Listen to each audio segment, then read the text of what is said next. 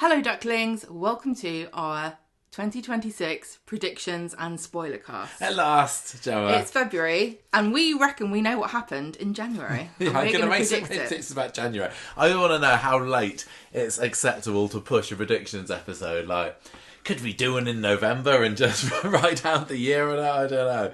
But this is by popular request, isn't it? November to predict the next year. Yeah, maybe I know we might do something different this year. We literally, we've had a very busy January. We've had Corrie and we've had two lovely Corrie stars, Dan Brocklebank and Amy Cudden, come on for a chat. So we just had to push this back, and we are into February now. But there are still 11 glorious months of 2026 to make predictions about, and that is what we're doing today, right? Yes, but we're also going to be drawing on some information that we know. That's right, we're going to put the spoiler cast in to this as well. So we're going to cover some of the things that have been revealed in the 2026 preview. Last year, we also had known what was going to happen, so we had to kind of put some of that in the back burner. But this year we thought we'd just incorporate the whole thing together. But don't worry, we're going to warn you before we get to the spoiler section. Yes, so if you want to remain spoiler-free, you will be innocent. You'll be able to manage it. We'll check out the timestamps as well. Although I think because they're putting ads on the audio version now, the timestamps are a little bit out as well. But I don't know. It's up to you. It'll be on our YouTube as well, and that's not going to have that same problem. But yeah, basically, this is the plan today. This is what the menu is on the menu for tonight's episode. It's a set menu, so there's no substitutions. Kind of is, no. We're going to start off with our main predictions for 2026 Coronation Street with absolutely no spoilers. So if anything has been revealed or previewed or anything like that in Kate Brooks's 2026 preview of the year, we ain't going to be talking about it. And don't worry, just because we don't talk about something, it doesn't mean it has been previewed, because we haven't thought everything. But that's going to be where we're going to kick off with first. Then we're going to do our prayers for the year. Now, if you've been listening to our previews and prayers and predictions the last couple of years, you'll know that the predictions are what we genuinely think does have a fairly good chance of happening this year. Wouldn't necessarily put money on it. No. But we reckon that it might happen. Prayers, on the other hand, are things that we would really, really like to happen. Things that it would be lovely if they did. I'm going to say possibly, probably won't. But, if we had a genie or a magic wand or even a little badge on that said producer of Coronation Street, this is what would happen What about in the year. a predicting badger? Yeah, if we had one of those. Well, like Puxatawny Phil, they have a groundhog in America that tells them what the weather's going to be like, don't they? On Groundhog Day. Yeah, this they do. is Everybody knows.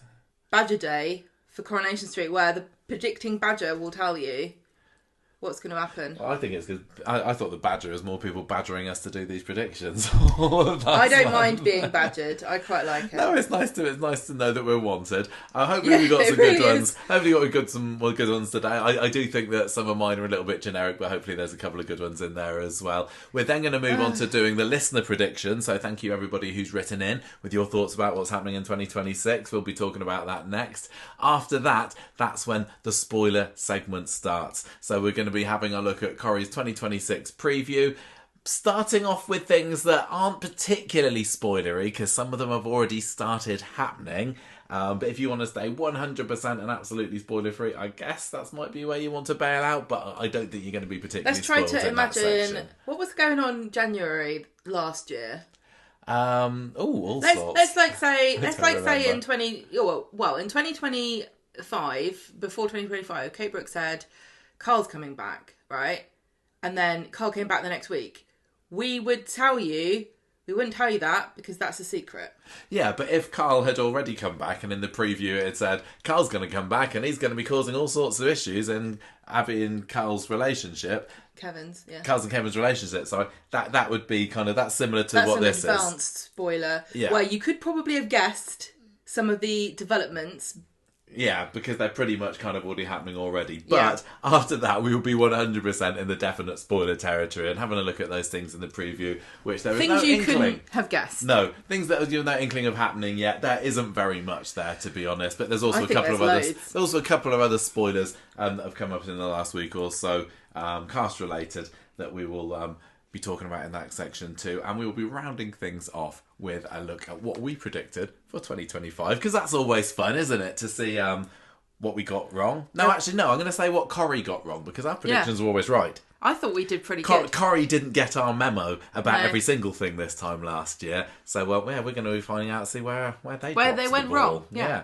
So, hopefully that makes sense. As I say, use the timestamps if you want to skip from one section to another or avoid any definitely spoilery bits if you are so inclined. You know, we don't like spoilers as well, but sometimes they happen across our laps. And people like the spoiler cast last year. We're not going to go full on into spoilers for the foreseeable. Well, in the future now. Gemma says, "Let's get on with it." So this is going to be a very long podcast, and there's lots to fit in. 5 minutes explaining what the podcast is. It's a lot. I haven't even said we're not doing pictures this year. We haven't given a break for our fantasy stories because there's literally, as you can tell, it just gets a bit silly. There's no room for it. And every year I do ones and I think, how can I top that? Yeah, we're not going to. Gemma wants to get on with it. Do you want to do your... The bath bomber. The bathroom bomber is a classic Conversation Street pitch. I'd have you know, Gemma. Thank you very much. Well, it's perennial, isn't it? Yeah. Do you want to do your predictions first? Me to go first? Well, you're the one that's saying that you're getting fidgety and you want to get on with it. So, Gemma, tell us, in your brain, what is going to be happening over the next 11 months on that street called Coronation? This is Revelation Street, everybody. So I reckon... So we're recording this on Tuesday. I don't know when we're going to find out what Debbie's sentencing is, but I predict she will go to prison. Okay. And I think that... Do you know... I'm just going to check. What? Do you know anything about... No. You're not going to be seeing... Okay, that's I'm not. I'm not going to say... there's stuff that I want to talk about that's spoilers that I know. Okay, that's fine. And I'm not going to... What's the point? Fine, go for it. What would be the point of that? None. So it's going to be sad... But then I reckon she's going to meet somebody that's related to Carl. Like maybe that woman who was doing the... His dead mum. Maybe the woman who was doing the cars or something's going to... Carl's going to... It's all going to come out about Carl and she'll be released. That's my prediction. Okay. Oh, what was her name? Fiona? Yeah, that's You're talking about the one who was... Right. Oh, interesting. I don't know. Interesting. That's not really exciting. I mean, if Debbie does indeed go down... Yeah. I don't think she's going to be in there for too long. No, she's not going to be in there for 50... I bet she's going to get sentenced to a ridiculously large amount of time. Well, no, somebody wrote into us this week and said that, and I haven't fact-checked this, everybody, but for death for dangerous driving, you generally get sentenced to, I think it was 3 to 4 years. That's rubbish. Yes, but I don't think she's going to be sent down for 3 to 4 years. Tell you what, though, I looked it up about death by dangerous driving. Is that not separate to death by dangerous driving under the influence? Because I think that they really cracking down on that. And I think when I looked it up before, it said 15 years. I am going to concede to anybody who has got more knowledge than I Googled it. Because that's all I did. Yeah. But I did see something that said, they're starting to get annoyed with us. Okay. Well, Debbie is not going to get sent down for 15 years and it's going to be more like 15 minutes, I'm going to say. Yeah. But okay, nice prediction. What's next? Right, this year... I think that Carl, Theo and James will be gone by the end of the year. Oh, bold prediction. Yep, okay. All of them. I'm not in disagreement with that. I was going to say they're all wrong ends, but poor James has done nothing wrong. The writing is 100% on the wall for Carl and Theo. I agree that I can't possibly see an end to the year where either of those are still on the cobbles. Yeah. I mean, I know the Debbie story is going to be likely carrying on into 2027, but I think too much has happened to Carl. He's proven himself to be too much of a wrong un. He's taken Debbie to the cleaners. He's potentially, getting her sent down because of his cowardly actions during Corriedale. So, I think he's gone. Theo, again, classic Corrie villain, right? Oh, yeah. Prison, death. Have you got any predictions there for either of them? I recuse myself. I haven't decided. What, any preferences?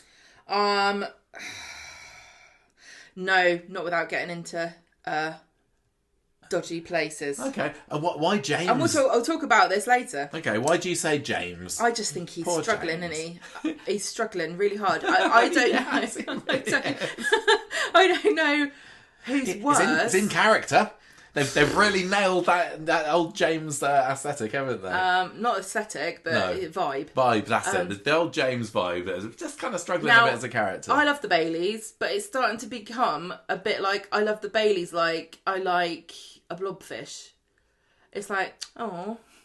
Bless them. Like, yeah. Trying hard. Just there, just being themselves and nobody... wants it. It feels like James's comeback last year was really there for the Dee Dee birth storyline and then also the shock value with the Carl, but that's kind of completely over and done with now, hasn't it? We don't need baby... What's her face? We don't need James. I love Michael. I really want the Bailey boys to stay because I think that with Ronnie there, they've got. It's funny that Ronnie is giving them a reason to have a storyline and be on the street. Yeah.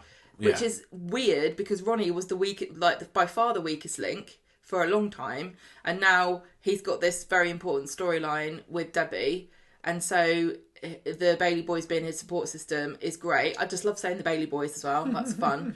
But I really do genuinely like Ed, Michael, and I don't really dislike James. I just think that he's got nothing going for him.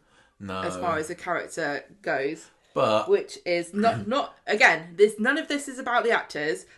I'm not being horrible about the actors. You get given a part and sometimes the parts just aren't. But does that mean necessarily that he's going to be given the old heave-ho? Because sometimes, characters, actors stay in the show a little bit longer than some of the viewers at home think is strictly necessary.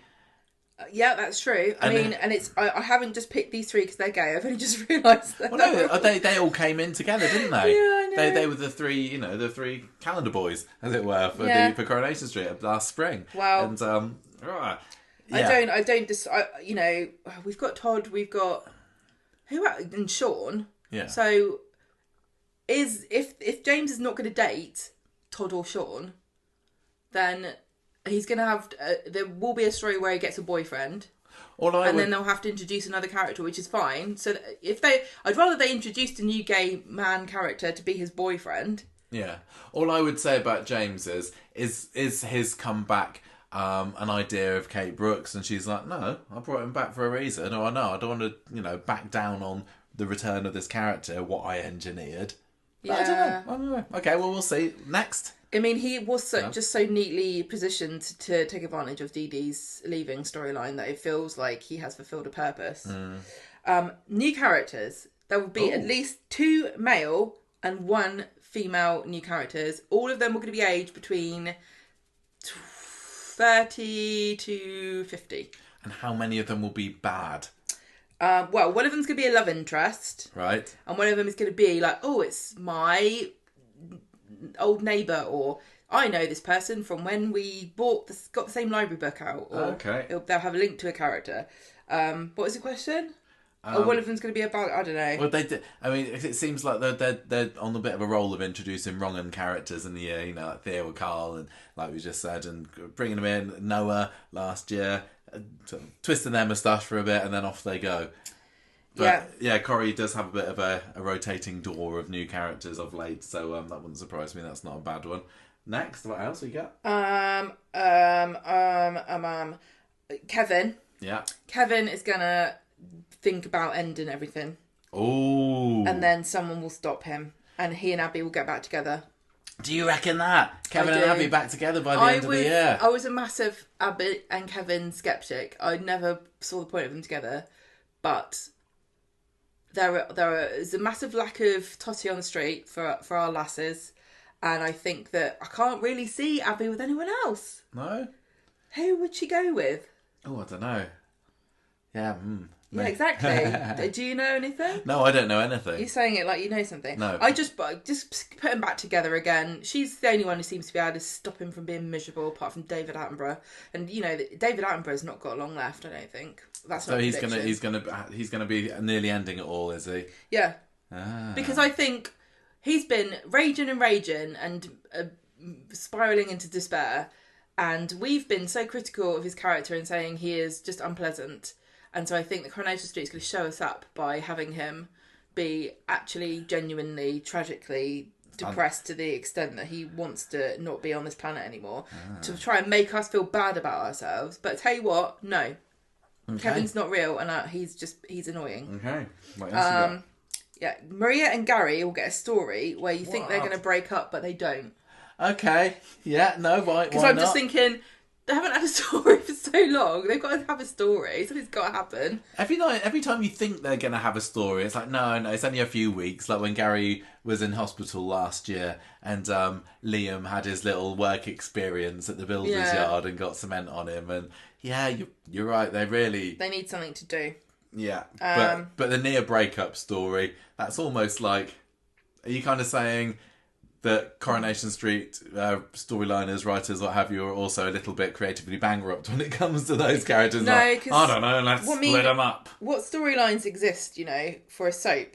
There's not really loads and loads and loads of, Well, one of them could get an illness, Jammer. Don't forget that. I've got that. Or be arrested. I've got that. Have you got an illness prediction? Look, you don't have to reinvent the wheel with everything. This is what Coronation Street, I think, one of the things they do wrong, is they go, oh, and then. You don't need to do that. It looks like Gary and Maria are going to break up. Okay. Why not just have a story where they grow apart and then they have to go on dates or something?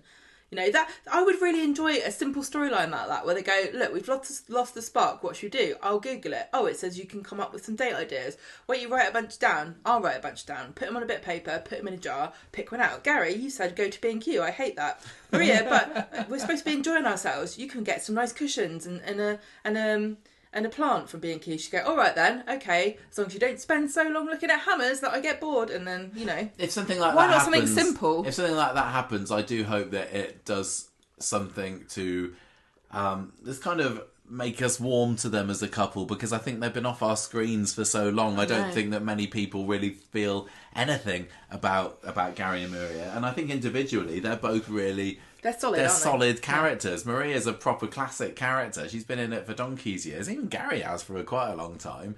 And they're both kind of nice, and maybe that's to their detriment. They're not like that sexy or exciting. But, Gary's, he's killed a man with a stone to the head. They're both good looking. And she's been a crazy kind of stalker in the past. I know. So just need to, maybe do something to liven them up again. Remind us of their glory days. Okay, what else you got?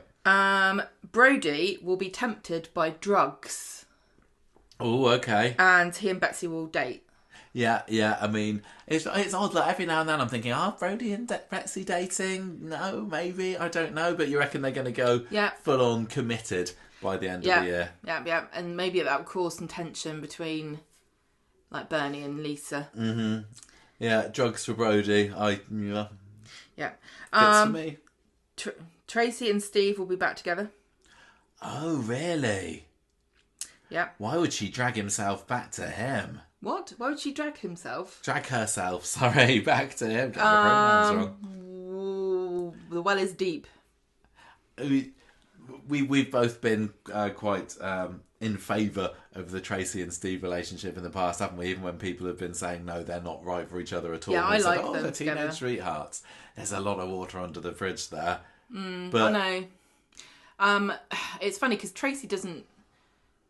I don't think Tracy is got. She's got lots of reasons to be on the street, but she's where is she? What's she doing? I don't know. Anyway, so that's my one prediction. Chesney or Todd's dad will be revealed.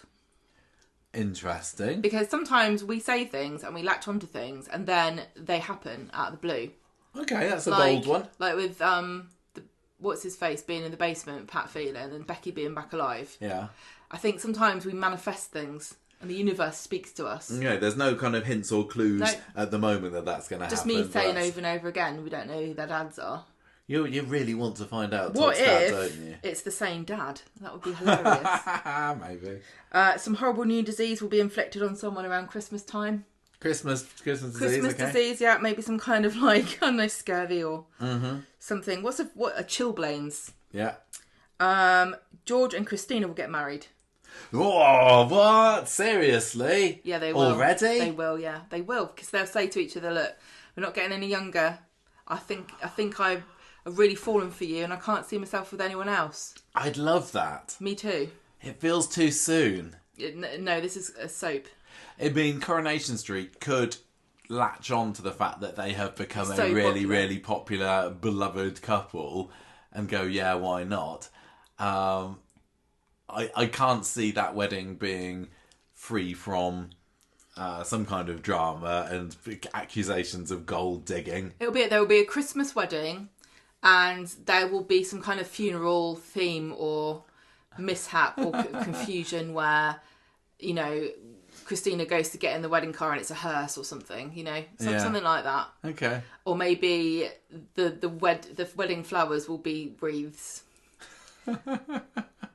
Okay, why not? So a kind of comedy wedding for George and Christina. I like that idea. I don't know. It feels like it's a bit too soon for me. But yeah, as you say, they're not getting any younger.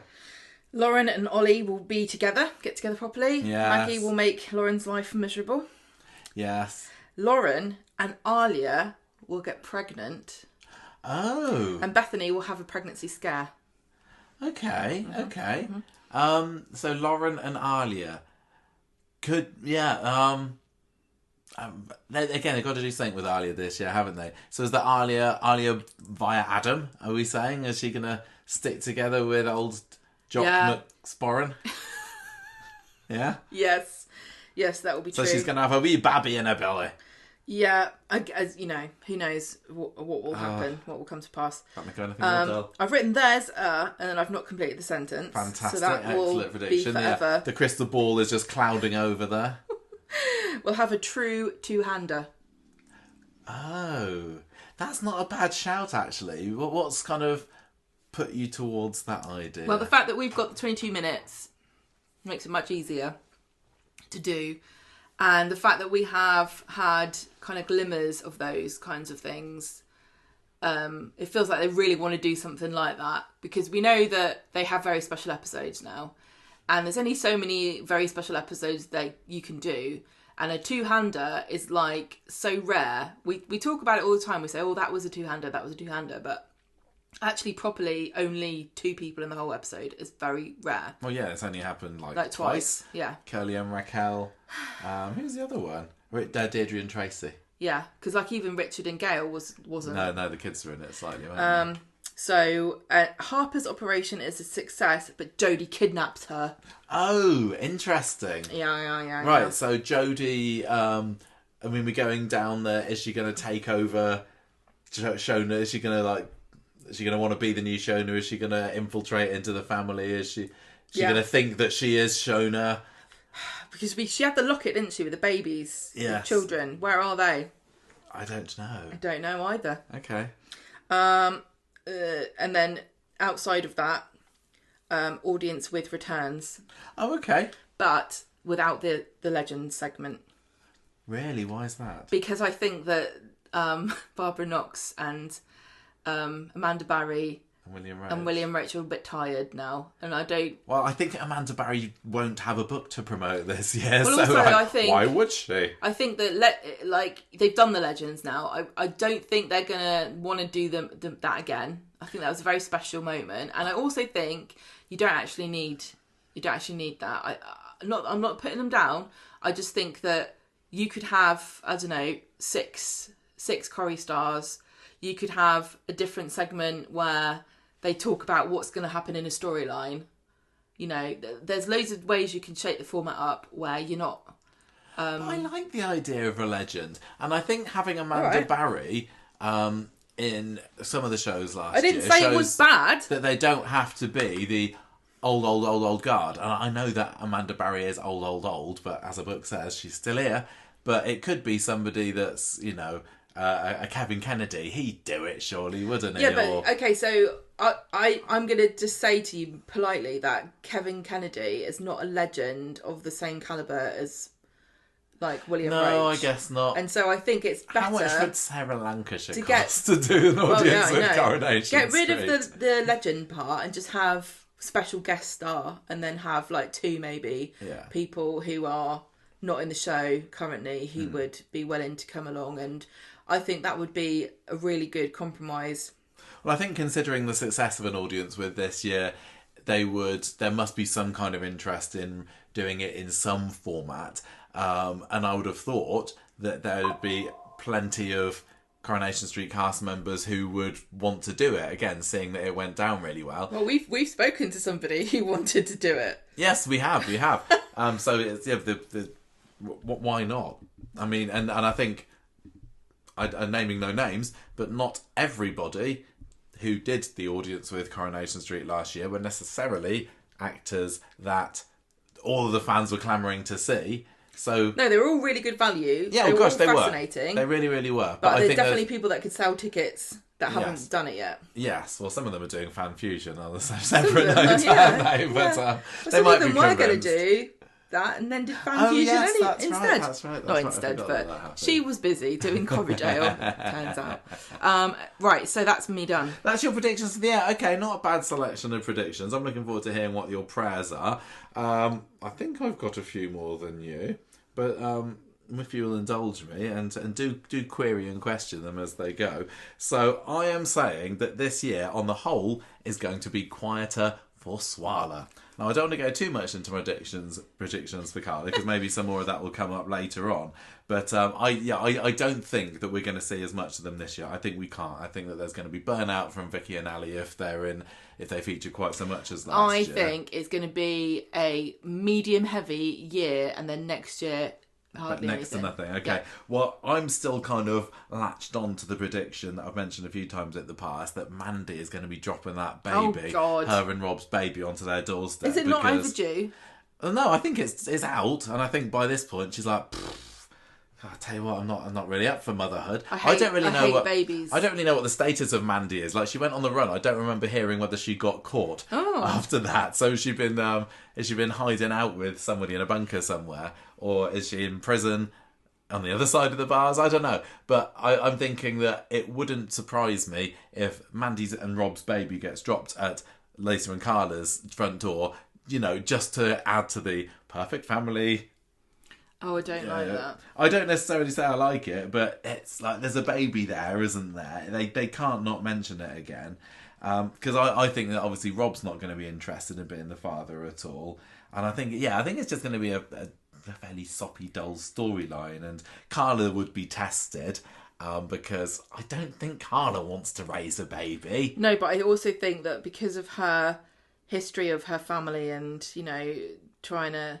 being betrayed and not having somebody not looking out for her, she'd think, this baby, I'm all the baby has. I can't turn my back.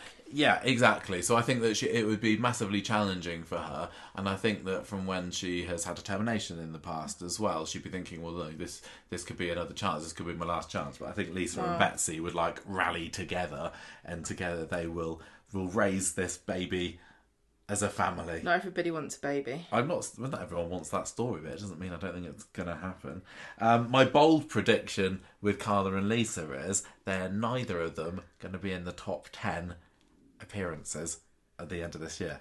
I think they're going to be out. That is bold. Well, I think, Carla has been in it for the past 2 years. I think Lisa was in it last year, but maybe not the year before that, although she was close. I think that this could be a year where they don't make the top 10 at all. Have you got any predictions about who you think the top 10 is going to be? I have got all of my top 10 predicted here, Gemma. Thank you very much. You never told me to do that. I would have done. You could have done however you wanted. Could have done. Yeah. So this is my top 10 in no particular order. So write this down, everybody, and watch it come into fruition over the next 11 months. So I'm going to have David. I'm going to have Shona. Oh, I've got in Shona twice. 1, 2, 3, 4, 5, 6, 7, 8, 9. I've written Shona twice, so actually I've only got a top 9. I've just realised. Embarrassing. Maybe I'm going to put Jodie in there. Yes, I'm going to put Jodie in there, actually, because I just get a feeling that she's coming from Corridale and we're going to be seeing a hell of a lot of her. So David, Shona and Jodie are going to be in there. Todd, I think, still could, because the story's still got legs, I reckon. Not Theo. He's going to be out, I reckon. I think that Kevin and Abby and Debbie and Ronnie have all got a really good shot of being in the top 10. I mean, Debbie's story is going to continue to run, isn't it? And I think... I don't know how on earth that Debbie's dementia storyline can happen without these four playing a huge part in it. But like you said, I don't think that Carla's going to be around long enough, especially not to be in the top 10. And then I've finished off my top 10 with Ben and Eva. Beneva? Yes, if you believe it. Beneva Convention. But not just from being there in the pub, but also I think that new family brought in by Kate last year, got to be doing something with them. I think there's a good old chance that they're going to be in the top 10. So what do you reckon to that? I reckon that's good. Any that you say, no, they're not going to make it? No, I think that's pretty good. I was going to say the Driscoll's going to be in the top 10. Yeah. At least those two of them. Okay. I reckon Leanne, Nick, and Toya. You reckon they're going to be back in again? An outside chance. I reckon Megan. I don't see Megan. Do you reckon Megan's going to be out? Yeah, she's going to be out. She's a bad one. She's going to be caught out and... It's very naughty. Yeah, no Megan. And I think once this story's over, before summer, we're going to see Will probably kind of fade into the background a little bit as well. Okay, so that's my top 10. I, like you, have also predicted that Carl and Theo are going to be out by the year's end. I haven't said the same about James. I don't think I have anyway. I said one jailed, one killed. Right, but you don't care which. Don't care which one, to be honest, quite frank with you. I think comeback-wise, although I've got one for a bit later on in the spoilery section, I don't think there's going to be any major, like, long-term, like Eva was this year. No, Eva or Jason. Yeah. Well, no, as in Eva in it for keeps. Okay. Jason was just a little temporary one. There might be a few temporary ones. I think there's still going to be calls from the fans for Rosie and Sophie to come back. Categorically, do not think. I don't think that's going to happen at this point. Otherwise, because it would have done. Helen Flanagan is going to come back now. Well, not after the book Revelations recently. But so, and they would be obviously clearly a perfect fit for Debbie's storyline, but I don't think we're going to see them.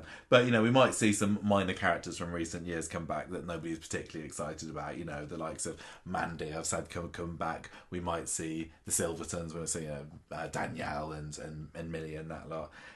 We might see, I think Trisha is going to come back for the Tim storyline. Gonna say maybe even Alina we might see back this year. Because it's coming up to a year since Alina's flat was flooded and she's left Doran with Tyrone and Fizz.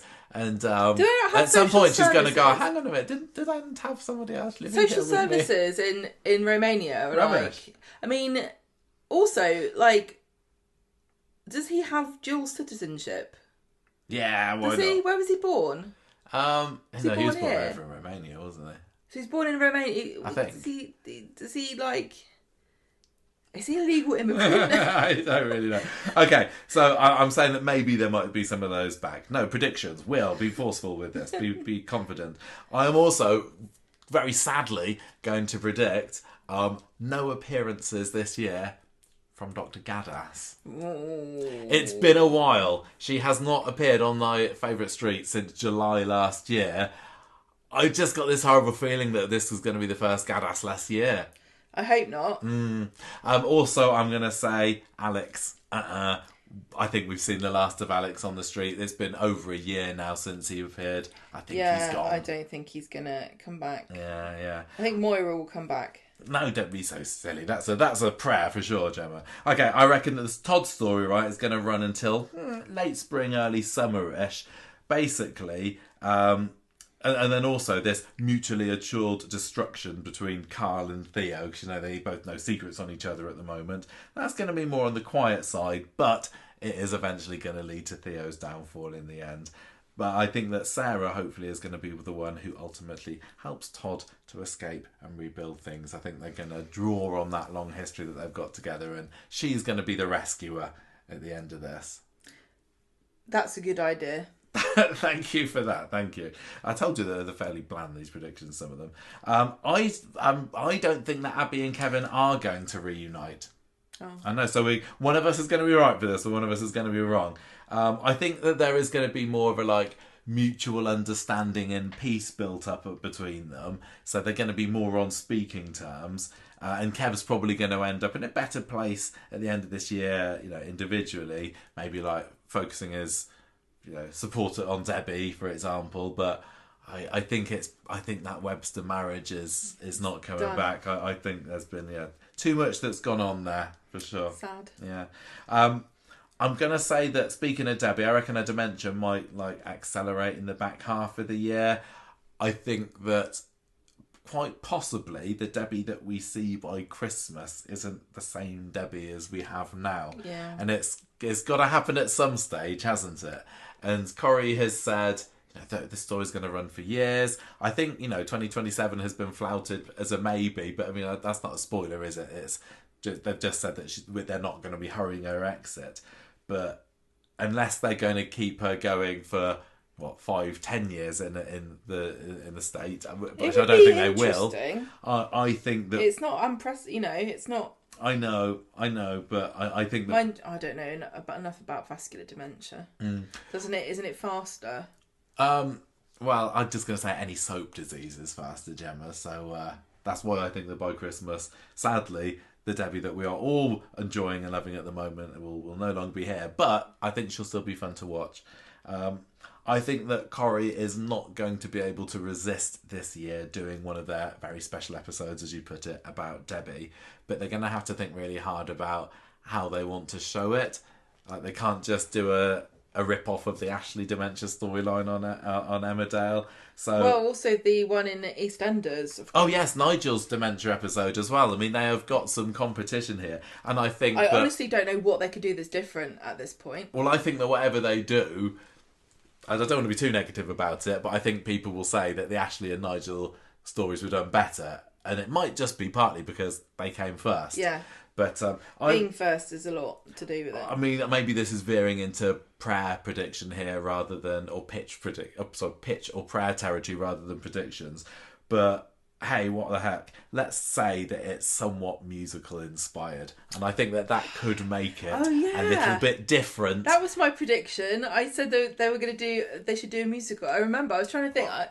I'm just thinking, those of you who've seen Series 2 of American Horror Story, the Asylum scene, the Name Gain scene, love it. Look it up on YouTube. I'm kind of thinking something like that, and Debbie would be wonderful at it. The thing is, I don't know how it fits into dementia.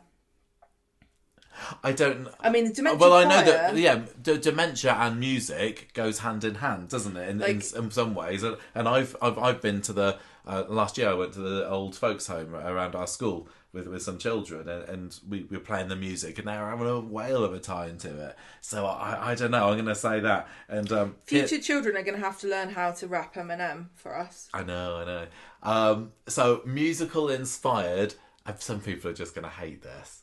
They need to do this. Musical inspired Debbie Dementia episode that's still going to be very respectful. Yeah. But joyful. And I'm going to go out there and say a cameo appearance in that Dementia episode by, on Debbie's, one of Debbie's first episodes of The Street, it was the Pub Olympics. And you know that very famous picture of Kevin and Curly and Terry playing their musical instruments, and I think Terry's there with his maracas and Curly's got the tambourine or something. Do you know the one I mean? No.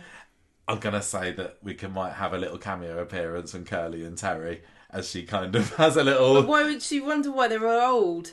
Well, I don't think that matters. I think that they could explain that away somehow. Well, that's my silly little pitch prediction to do with that story. I came up with that before. Well, I've stolen it off of you. Well, I'm predicting it as well. I predicted that before this. Was it yours idea? Yeah. I couldn't remember whether that was yours, but I've kept it. Well, we can have it a joint one because I genuinely think musical Debbie episode. Like if she said something like, I try to remember things with songs, and then that would be how the episode starts. Yeah, I mean, I suppose the possible issue is rights, unless there was original music in it, which I don't think would be quite so good. I don't know. Let's let that idea percolate in the Corrie storyline. There's loads of Eurovision just throw it right out. Songs that would be quite cheap. Okay. I also do think that by the end of the year, Ryan is going to be kind of de facto manager of the hotel, Anna, which has already kind of started to this week, but I wrote that down before that happened. But I'm also going to future predict that maybe this hotel might get a quiet retirement as a set by 2027. Because with Debbie not here, and I know the hotel is very important because where else are you going to have your illicit affairs? But an intervention. It's an interior set. It's not got an exterior that they need to completely redo. I'm going to say maybe 2027 quiet retirement of Chariot Square, possibly. I'm also going to say we'll see a bit more of Ryan this year than we have the last few as well. Next prediction, again, just a numbers kind of stats prediction. I think that Ken is going to get closer to, but still not reach, his 5,000th episode of Coronation Street. He'd need another 70 odd appearances this year to do that. And I think he's been kind of 30s and 40s recently. So it's going to be a few few years away to that. I think he's, again, future prediction, he's definitely going to make his 5,000, but I don't think it's this year. And I would say Sarah and Kit are going to have a relatively quiet year. Again, Kit, I would say, has got to be a bit more on the quiet side considering the last couple of years. Still going to stay as a couple. No wedding? No, I don't think so. I think they're still going to be a couple, just on the quiet side. I think that George and Christina, obviously established as a very popular couple now. I think they're going to be relied on for laughs, but I think they might also try a bit more of a serious story with that. I think they're going to lean into it. Maybe like something dodgy from Christina's past emerging, or Greg dies, or Greg appears in the show. Maybe Greg, as in Jenny's ex-husband, and so I think George is very taken by Christina, and I don't think at the moment he realises just how much of a ducker and a diver she was back in the past, and I think something's going to come and make him realise, and then he has to be like, so do I stick with you? And but yes, they do in the end. I think it's going to be an overall. George is like, look, I know we've all got skeletons in our cupboard. I literally have some in the back. I've got some down in the back there. Nobody came and collected them. So yeah, I think it's going to be a happy ending for George and Christina, not a split up by the end of the year. I'm predicting new character, new/returning, Finley Driscoll. In his adult form. He's going to be here on the street this year. I'm going to say that because he's supposed to be in America at the moment, isn't he? Ben's brother. I think he's going to be back on that street. I think they're going to lean more into the story with Maggie pushing Alan down the stairs. I'm also going to make a wild prediction that Finley is going to enter into a relationship with Leanne. Keep it in the family, Eva with Ben, Leanne with Finley. Maggie's not going to be happy with that, is she? No, to have her other son going out with Leanne. I think that would be quite juicy. Maggie's face when she finds out about Leanne's past. Yeah, I think Toya's maybe not going to trust Finley, but doesn't want to rock the boat too hard after just getting back, friends again with Leanne. And I say that this is all going to lead to Maggie leaving the show. I thought you'd predict in that. October-ish time. Like once she's been in a year, I think that's when we could see the end of Maggie Driscoll. I'm going to predict 2 years for her. Do you reckon? Yeah, I too think that she has a limited. I'm going to say the end of this year, and I think that by the end of the year, Eva and Ben will be like the sole proprietors, if you like, of the Rovers. I hope Will doesn't die. Lauren and Ollie get together, like you said. I think that Lauren might find out about Maggie's secret. Right. So if she's going to be the one. Quite possibly, because Maggie has been making a bit of an enemy of Lauren, hasn't she? And Lauren's been always on the back foot, and she kind of has to toe the line with a pout. But I think that if she knew a secret about her cantankerous boss, I think that's right up Lauren's alley to just be a bit, take advantage of it, shall we say. Yeah. So I think that maybe she uses it to blackmail her or something like that. Maybe with some bonus blackmail tips from Betsy, the seasoned blackmailing mate. Well, they were going to investigate Becky's death, and then they didn't. Yeah, exactly. But this could be it. Hope to get a crush on Will. Oh dear. I think she might. There's only about a year between them, I think. There? Oh. Yeah. Because he's just turned 16, and I think she's just turned 15.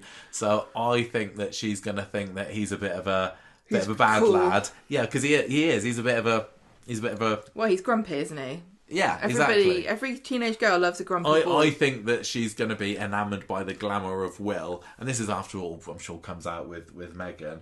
I'm going to also say potentially mystery pregnancy storyline for Hope as well. I can imagine her trying to impress Will by vaping, and him being like, "Oh, I wouldn't poison my lungs. I'm an athlete."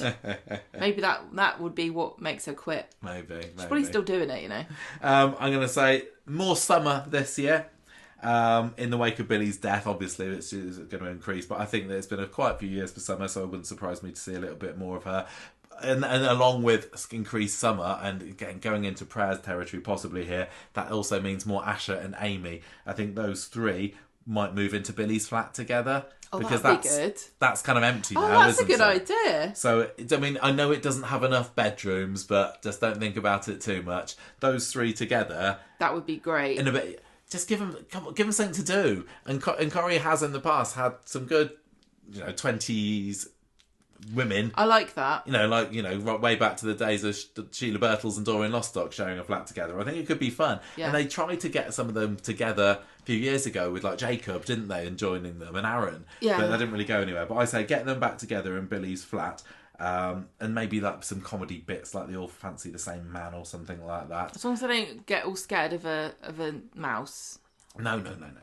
But I also think that's going to lead to summer exit by the end of the year. I think that ties are dwindling. Todd's still going to be on the show. I think it could be time for her to flip the nest and go off and do some clever things somewhere else in the country. Go to America and drink water. Yeah, go and reunite with what was his name again? Can't remember. Old water bottle guy. Francis? No, I can't remember. Okay, Betsy and Brody to become an item properly this year. Nobody really cares. Really, I'm going to also say, really not much use made of the Metcalfs fostering the Michaelis girls. But Brody, I'm going to say, is going to step up as more of a major player this year. Maybe getting close to top 10 material even. Ooh. I think he's going to be in the top 10, but I think we will see more Brody. I'm not convinced that Shanice or Joni and the rest of the Metcalfs are going to be doing that much to trouble the top 10 or even maybe the top 20 by the end of the year. We got accused of Brody hate on Twitter, didn't we? Yeah, we did. It's fine. I mean, maybe this year will be the year that proves me wrong. Don't hate anyone apart from Tim. Quieter year for Roy. I think it's got to be. He's getting on a bit, isn't he? He's had a busy few years. Yeah. So I think that could mean that we see Nina step up at the cafe. That would be good. Maybe we'll see a bit more of a... May even be a bit of a romance for Nina, potentially. Who knows? I'd quite like her to... I mean, maybe she can flip the nest and join and live with Summer and Asher and Amy. That would be such a great little band of people that work living together. I think that would be really good. Definitely not enough beds in there for that to happen. Okay, so what I was saying about Alina earlier on today, Doran's supposed to start school in September. and so... I don't think they've got a place secured. If he's just been dumped in this country...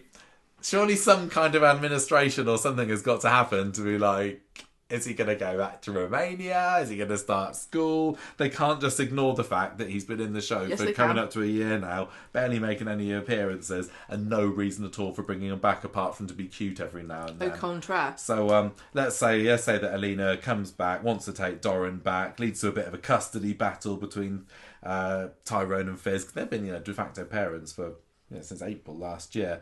Dobbs are going to win, claiming Alina's negligence as a mother, but then maybe she moves somewhere in the UK for semi-regular access. So I think they've got to do something with Doran. I think there's going to be some kind of official parenting going on by Tyrone and Fizz of him by the end of the year. They've got to be in time for him to go to school. It's really funny to contemplate the idea that what's her name? Alina is knows that Kevin was run over by a car and is wheelchair bound, and she's still like, oh well. No, Tyrone, you mean? Who did I say? You said Kevin. Tyrone. She's like, oh well, Yeah, I'm sure he's fine. It's still not as bad as my flat. It's all wet. Splosh, splosh, splosh. Okay, I've also said a big surprise story for Gary and Maria this year. Actually used this year. Also accompanied by more Jake scenes. I think we're going to start to see a slight increase in use of Jake. Yeah. And then maybe we get to find out whether we like him as a character or not, because I'm still not sure at the moment. What's his personality? Exactly. Well, he's a bit of a wrong one, isn't he, this year? We've seen. Oh, yeah. He was he in a giddle with? He was scheming and all kinds. He was stealing a bit of money out of this year, wasn't he? I'm sure he had some, is it Theo? I don't remember. Okay, I've got a story for Alia. She wants to be proposed to by Adam, but he's kind of burnt by his experience with Sarah, so he's resistant, and then... the pair of them eventually marry and move away together. Oh. Am I going into prayer territory there? Possibly. But really, I don't see what the point of those in the show is.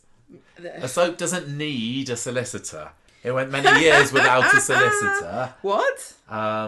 Find some way to bring Imran back. I don't know. But I think it's maybe time to retire those characters or do something exciting with them to make me change my mind. I think we're going to see a bit more of Nick and Toya this year. At first through involvement with the Sam story with Megan, but eventually they'll have maybe a quiet story towards the end of the year. I'm also on a tangent with that going to say that mysterious phone call that Ollie had last year where it's like, what, Toya? Yeah, Toya Battersby's here, which hasn't really been explained because I don't know who he was talking about, and he's still I think that nothing is going to be made by that. No, he was talking to Ben. Yeah, possibly. He could only have been talking to Ben because Ben knew that he was buying the pub. Well, I don't think anything's going to come of that. I'm going to say Rita, fewer than 20 appearances this year. Yeah. Start the tally. Audrey, who was just under 30 this year, is going to go over 30 probably. I think they were going to have more plats this year, what with the Joni, David, Shona storyline. I mean, Audrey don't even know Jodie's exists at the moment. Well, yeah, exactly. I still don't think we're going to see inside Audrey's annex, but I think we'll see a bit more. It's a shame. That. Yeah. And I've said I don't think there is going to be an audience with Coronation Street this year, but I am going to predict an audience with Emmerdale. Sneaky cheaters. Yeah, I think that I'm allowed to make a prediction about another soap. I think that maybe they don't want to do it every year with the same soap, so watch this space, Emmerdale. And I'm just going to do a little bit of a prediction for the British Soap Awards as well. Joint win for Corriedale on the best single episode. And we're going to have the cast from both soaps up at the stage at the same time. And it's going to crack. Going to be joyous. And I also am going to say the Outstanding Achievement Award this year, and I know David Nilsson won it last year, but if you look back at the history, Corrie has won it sometimes 2 years in a row. I'm going to say Sally Dinover this year, following her recent 40th anniversary on Coronation Street. Bonus prediction, Mike Lavelle is kind of miffed that it's not him, because he's been in it longer. So those are my predictions for the year. Watch this space. They're all going to happen. That's what my crystal ball told me. Yeah. Okay, so prayers then, Gemma. So this is where we're saying what we would like to happen. Just general, overall thoughts, pie in the sky. If only this would happen, but it probably won't. What do you got for that for me? I haven't got loads. Because why would I? Why would I expect to make anything? An entertaining podcast? I want them to not leak everything. I want to stop leaking. I want them to... Gemma wants to stop leaking this year. Alina's flat is worse. Getting worse. I think that they need to be a bit more creative about how they get around the leaks. Not being in the know or in the middle of it in any way whatsoever. You don't know already like what they're trying to do, but how would you? Have you got any suggestions for them? For example, as someone who knows nothing about it, don't put posters up going leaving party for actor. Mm-hmm. Like, I don't know how you get around it, but you don't need to tell everybody. Like, maybe just invite the people you like. Okay.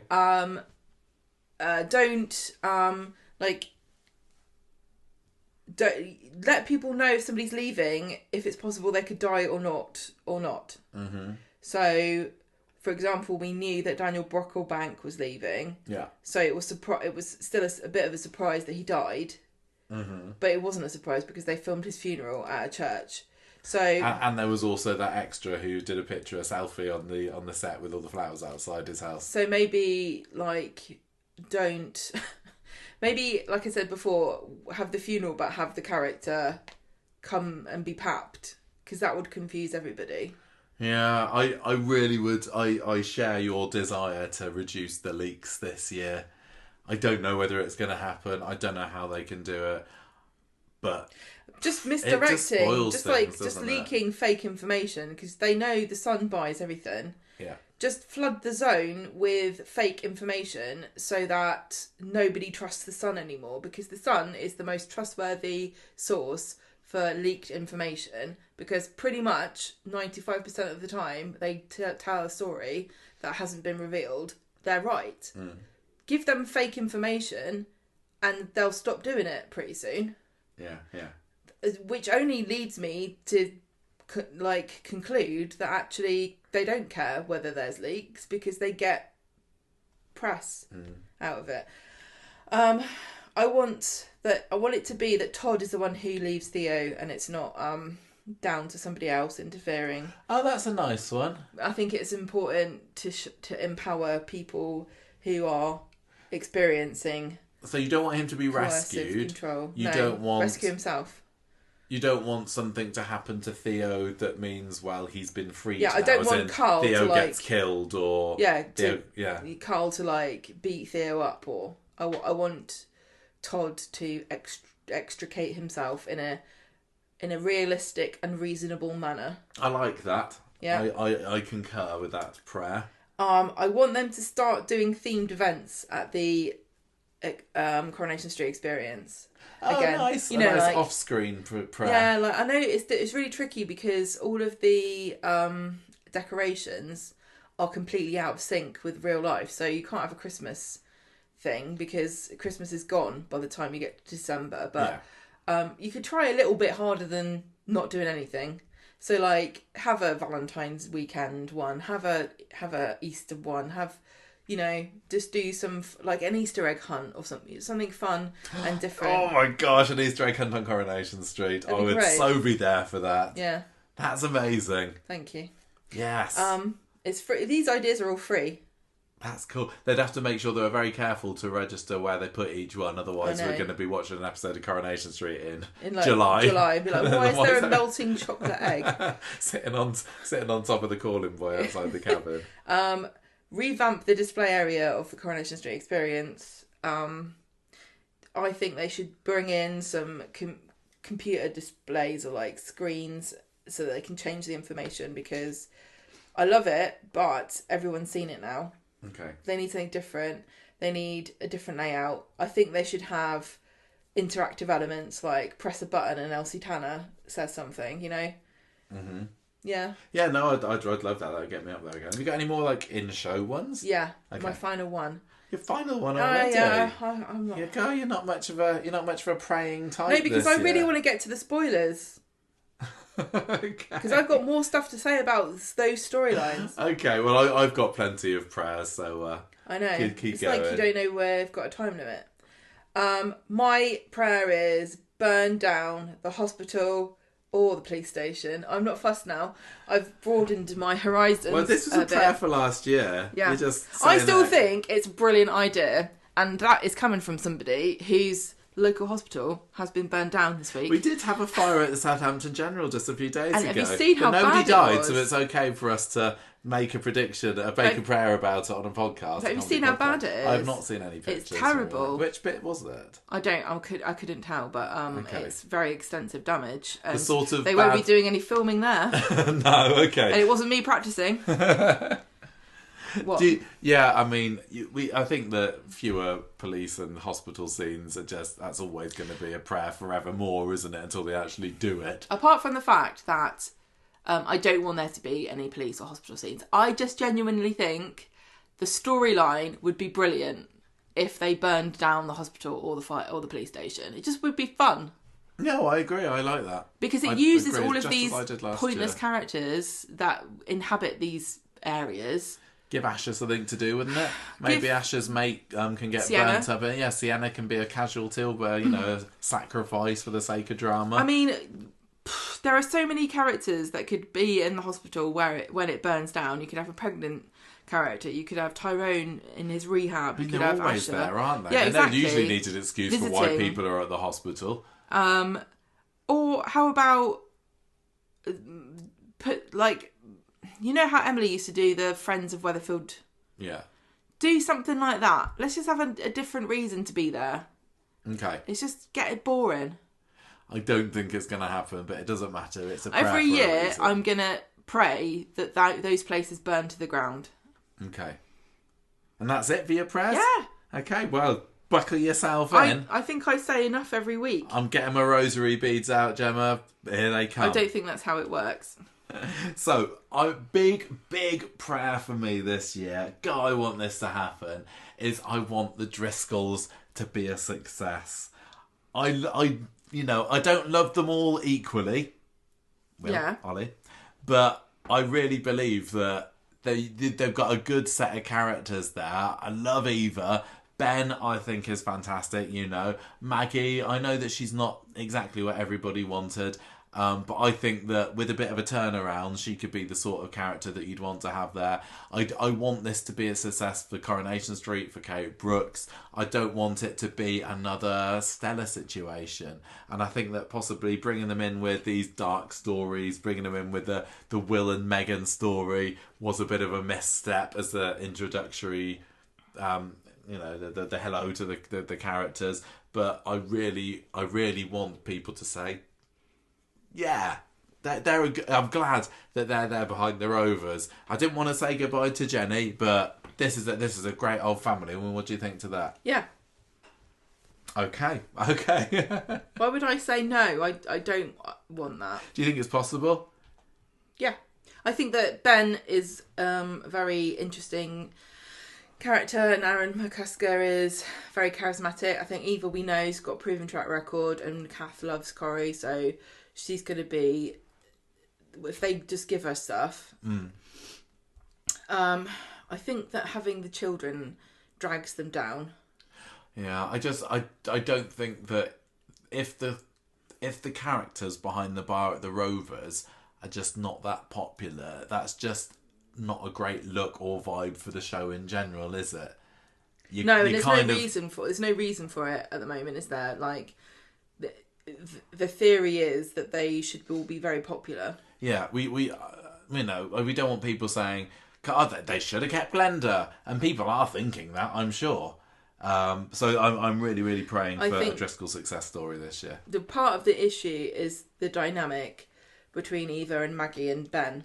Yes, I think that a turnaround for Maggie, that's kind of a sub prayer for this. Yeah, there really is room, unless they're doing something specific, for them to make her more likeable. Yeah. I suppose another sub prayer for the Driscoll is I kind of hope that there's going to be a bit of a reduced focus on Will once this storyline's over, or maybe once it's over he kind of cracks a smile a little bit more often. I think he should go to university. He's still got a couple of years for that, hasn't he? He's so smart, he should go now.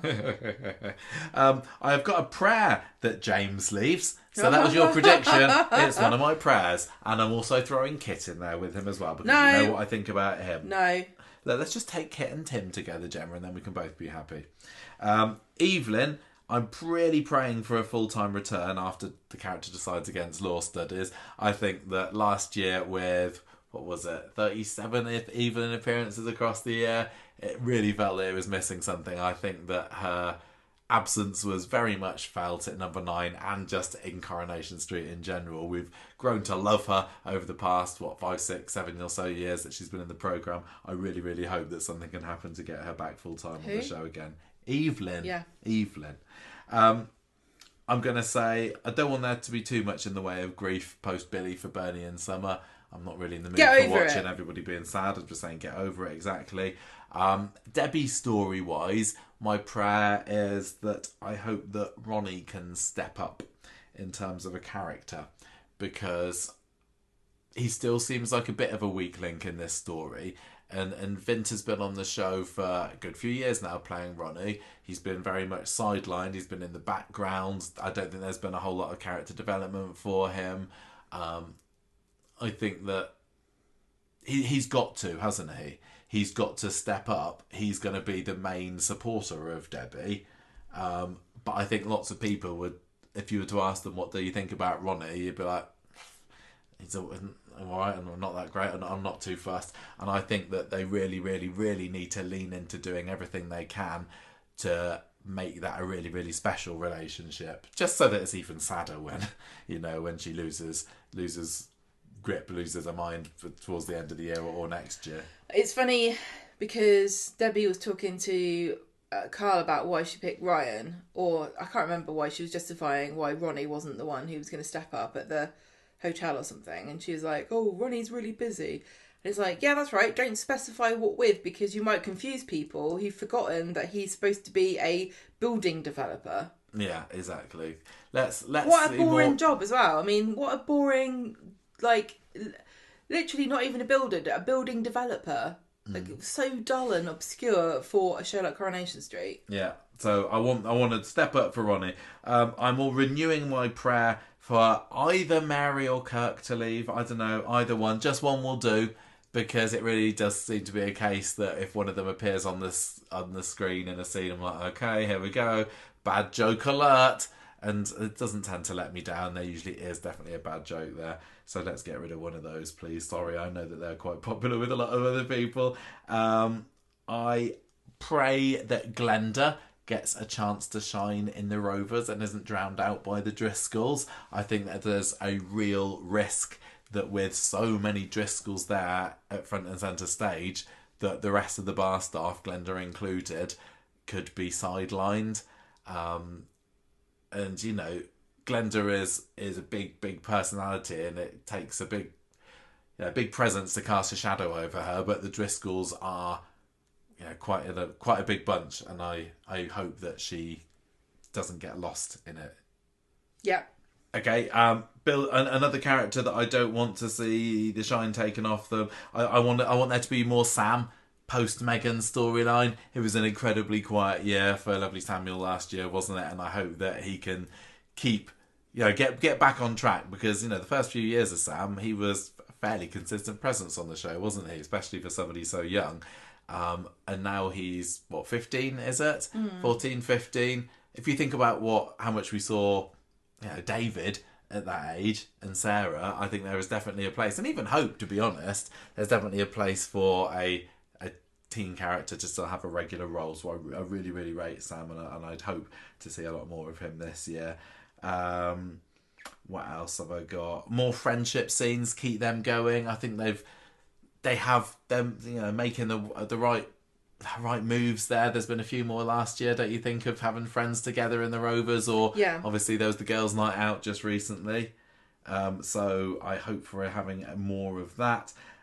Like even maybe like leaning it into trips away somewhere, you know, location shoots. Yes, let's get the girls out on the town somewhere. That'd be really fun. Let's take them to a stately home. Let's go to Blackpool. It's been so long since. I was just thinking that. I'd really like to have that, just for little fun or mini adventures or something. Yeah. I'm going to say I have a prayer to tone down Susie a little bit, and I'll quickly move on from that one. Resisting the urge to add more special effects and music. It's feeling like at the beginning of the year they're starting to creep in a little bit more. We don't need to have ominous music every time a bad guy comes on screen, Corrie. Yeah, I hate it. Yeah, I know it's not every time, but having watched Emmerdale at the start of the year, where they seem to be doing that a bit more, I just don't want them to take cues from that. No, I mean, Emmerdale can do that. That's fine. But let that be Emmerdale's thing. Yeah. Special episodes wise, they're not going to stop, so let's make them good on the whole. I'd quite like Amy to have a special episode, just to kind of relaunch that character, because she's been so quiet in recent years. Christina could be an interesting special episode. I've got no idea what it would be. Toya, of course. Georgia could absolutely handle that. Or even, I might go out on a limb and say, how about a special episode for Brian?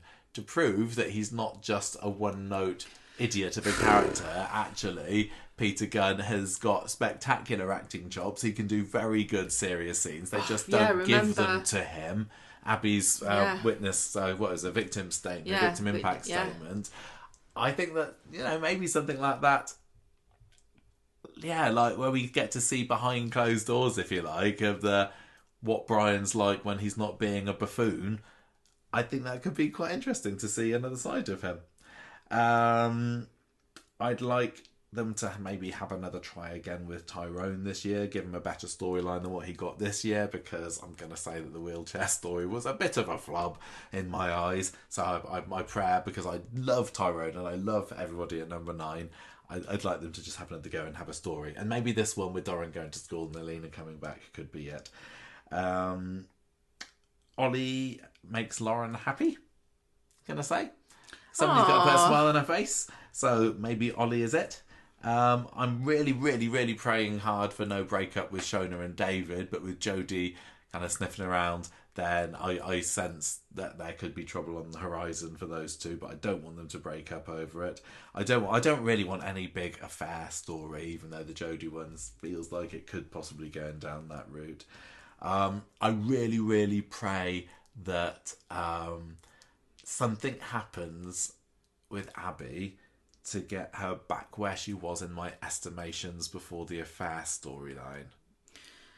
Right, how would she do that? I don't know, but ever since she fluttered those big old eyelashes and smiled those pearly gnashes at Carl, I've been just that little bit disappointed by Abby, who had previously been a real favourite character of mine. So maybe she needs to do a bit more rescuing. Maybe we need to lean into fun Abby. I mean, I think maybe teaming her up with Debbie and being more supportive with her, and anything like that to just kind of wash the bad taste of Carl out of my mouth. I mean, maybe she can be the one that is instrumental in the departure of Carl, whatever it is, because it was great when she took the money off of him and then got rid of it. That was starting to go in the right direction for Abby. So a few more things like that, please, because I don't love her the way that I once did, but I'd like to. I'd like Brody to be more genuinely likable, to me at least, because I'm not too fussed about him. I would like to see more Raphael. Who wouldn't? Oh. Like, even move him to the bistro if need be. Oh, that would be so quite funny, having like a defecting story from Raphael who's moved from from the Chariot Square to the bistro. Could they have that story with him only uttering like one line every month? There's a challenge for you, I do really like him. I just don't know whether it would be a bad move to put him, give him more. Sometimes it kills off characters like that, because I think the fun of him is that you can project so many things onto him. Like, you can imagine what he's thinking, and I'm not saying, do Elisa Swain on him and make him a top 10 character in number of appearances in 2026, 27. We're not doing 2027, 28 now, but maybe. Nah. But I just want to see more Raphael, because he just makes me laugh just by appearing on screen. That's kind of it for my prayers for on the show, but I've got a couple of prayers for off. I wasn't as specific as you, but I would like there to be something big and new at the Coronation Street tour, something to entice us back there again. I would really, really like to see, I suppose this is a show one, but it's not a specific character or storyline. I want to see more of these like single character focused episodes like I've been going on about recently. We saw the Platt story at the beginning of the year, that one episode that was all dedicated to Harper, and then last week we saw the Bernie story. I'd like them to experiment a little bit more with that and just have one episode dedicated to a story so they can delve into it a little bit more deeply. And maybe that's a way that they could do the special episodes without having to think of, how can we do another non-linear storytelling or whatever with this, or even like crazy camera angle. Like the security camera episode was great, but I don't think they need to feel like they have to do something completely outrageous in terms of production to make these special episodes. I'm saying just make it about one story and really let us get under the skin of these characters, and that really fits the 22-minute format, I think. Because it's not really that long, is it? No, it isn't. It's just that it doesn't get interrupted by flicking back and forth to other stories. I really hope that, and this week is a good week to make this prayer, I suppose, that fewer than 5 a week episodes are the exception and not the norm. Because we've already had, we had a couple of weeks ago when there was a 4 a weeker. This one's a 3 a weeker, so let's keep it mostly to 5 a week, please, Coronation Street. I also, speaking of special episodes, would like to see more that is not put on the ITV hub /YouTube at 7 o'clock in the morning and saved until 8:30, because wasn't that brilliant having Corridale that we could all watch together at the same time? Yeah. I think that's something that Coronation Street has been severely lacking since they went on the hub. We got the early uploads a year and a half ago. Just this live experience, everybody excited watching it together, tweeting about it together, not getting spoiled online on Twitter throughout the day. So I'd like them to lean into that a little bit more. And also, what's the point of calling it the Soap Power Hour if most people aren't watching at that time? And I'm sure most people are watching when it's supposed to be on. but there's a good chunk of fans that are watching it sporadically throughout the day. So let's keep it to that power hour, especially if there's something that's big happening. I'd like them to ease up on the departures of characters that I really like. Last year was a bit of a exodus, wasn't it, for characters? Some of which were ones that I really, really loved. Focus on the good characters you got, so stop bringing in new characters unnecessarily as well. And just a little aside prayer for the podcast. I'd quite like to be able to have a few more interviews with current cast members and not... Because there was a lot more leaving cast members last year, wasn't there? I'd quite like to have more chats with people who were in the show, or some more people on the level of Thelma Barlow in terms of ex-cast members. That would be quite magnificent. And that's my prayers. Oh, very good ones. I feel myself coming over a bit religious now. Well, if we put our hands together really, really tight and squeeze our eyes closed, maybe some of those will be true by the end of 2026. Who knows? Who knows? Right, so we've done our predictions. We've done our prayers. Yeah. Now, listener prediction time, right? That's right. So thank you, everybody who's written in to us to say what you would like to have happen in 2026. We're going to read out a selection of those now. Yes, I have not read these before I did my predictions. No, we didn't. We didn't want to be influenced by them, did we? So some of these are probably much better than us. But I have ruthlessly edited these down, okay, just to keep a few per person.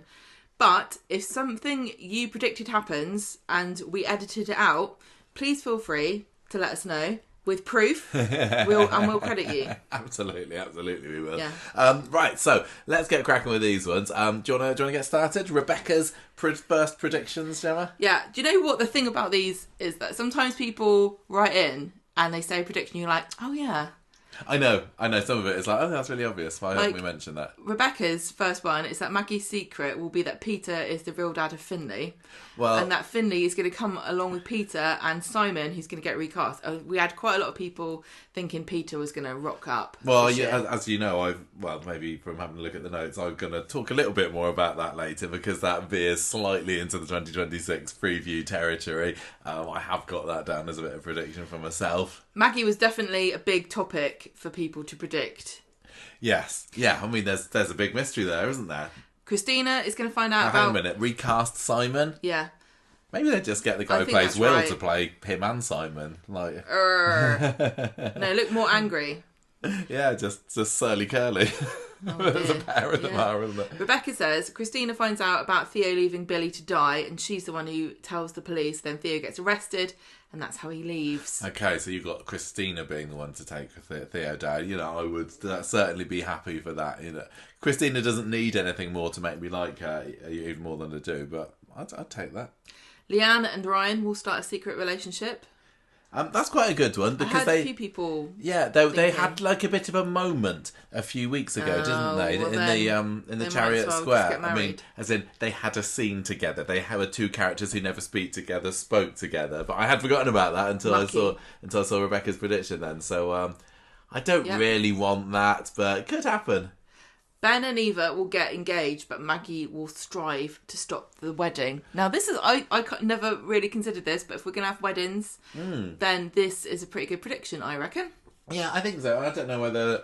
It's not like they're not the type to marry, because both of them have been, Sometimes it puts you off, though. Yeah, so both of them have been engaged, at least in the past. But, they say that... Maybe. The reason why the divorce rate is so high is that there are some people that just keep getting married and divorced. Yeah. I think this prediction is going to make a few people surprised because I think even now some people are saying, but aren't they married already? Because I remember when the Driscolls came into it, everyone assumed that Ben was Eva's husband. Yeah, I mean, you buy someone a pub, you've kind of committed yourself. Well, don't forget Maggie was the one who bought the pub, so yeah. Well, he tried to. You're making creaking noises with that wasn't Michael farting, that was him. We've just got a creaky sofa. No, we don't have a creaky sofa. Okay, I'm making the sofa creak. Yeah. Thank you, Rebecca, for those predictions. Jack is next, who says Carl hooks up with Theo. What do you reckon? Both bad boys get taken down, but Carl can stay in the show for a chance at redemption. You think yes? Yeah. No, I don't know. I'm just nodding in support. I mean, read the rest of it. Okay, he's more complex and sympathetic once he knows who his mother is. I mean, I think having seen Wednesday's episode now, we have moved on to our Wednesday recording, we know that Carl knows that Debbie's his mum, and I did feel more sympathy for him in today's episode. I don't know, I think we've talked on the podcast about a possible team-up of those two before, but I don't want a redemption for Carl. I really, really don't. I still think he's going to be... Has he done anything truly irredeemable? Everything, yes. Okay. I think hooking up with Abby. Theo has. Having an affair with Jane. Oh, it's like the list goes on. Next prediction from Jack is Kevin doesn't get back with Abby because she still doesn't love him. Yep. I suppose that's been happening in tonight's episode. Michael and Ryan start a business together, something to do with events or holidays. I'd love that. I think that we've, like, in the dim and distant past from 5 or so years or so ago, predicted a Michael-Ryan team-up because those are both kind of similar characters in a way, aren't they? They're both enthusiastic. They both don't understand their limitations. Yeah.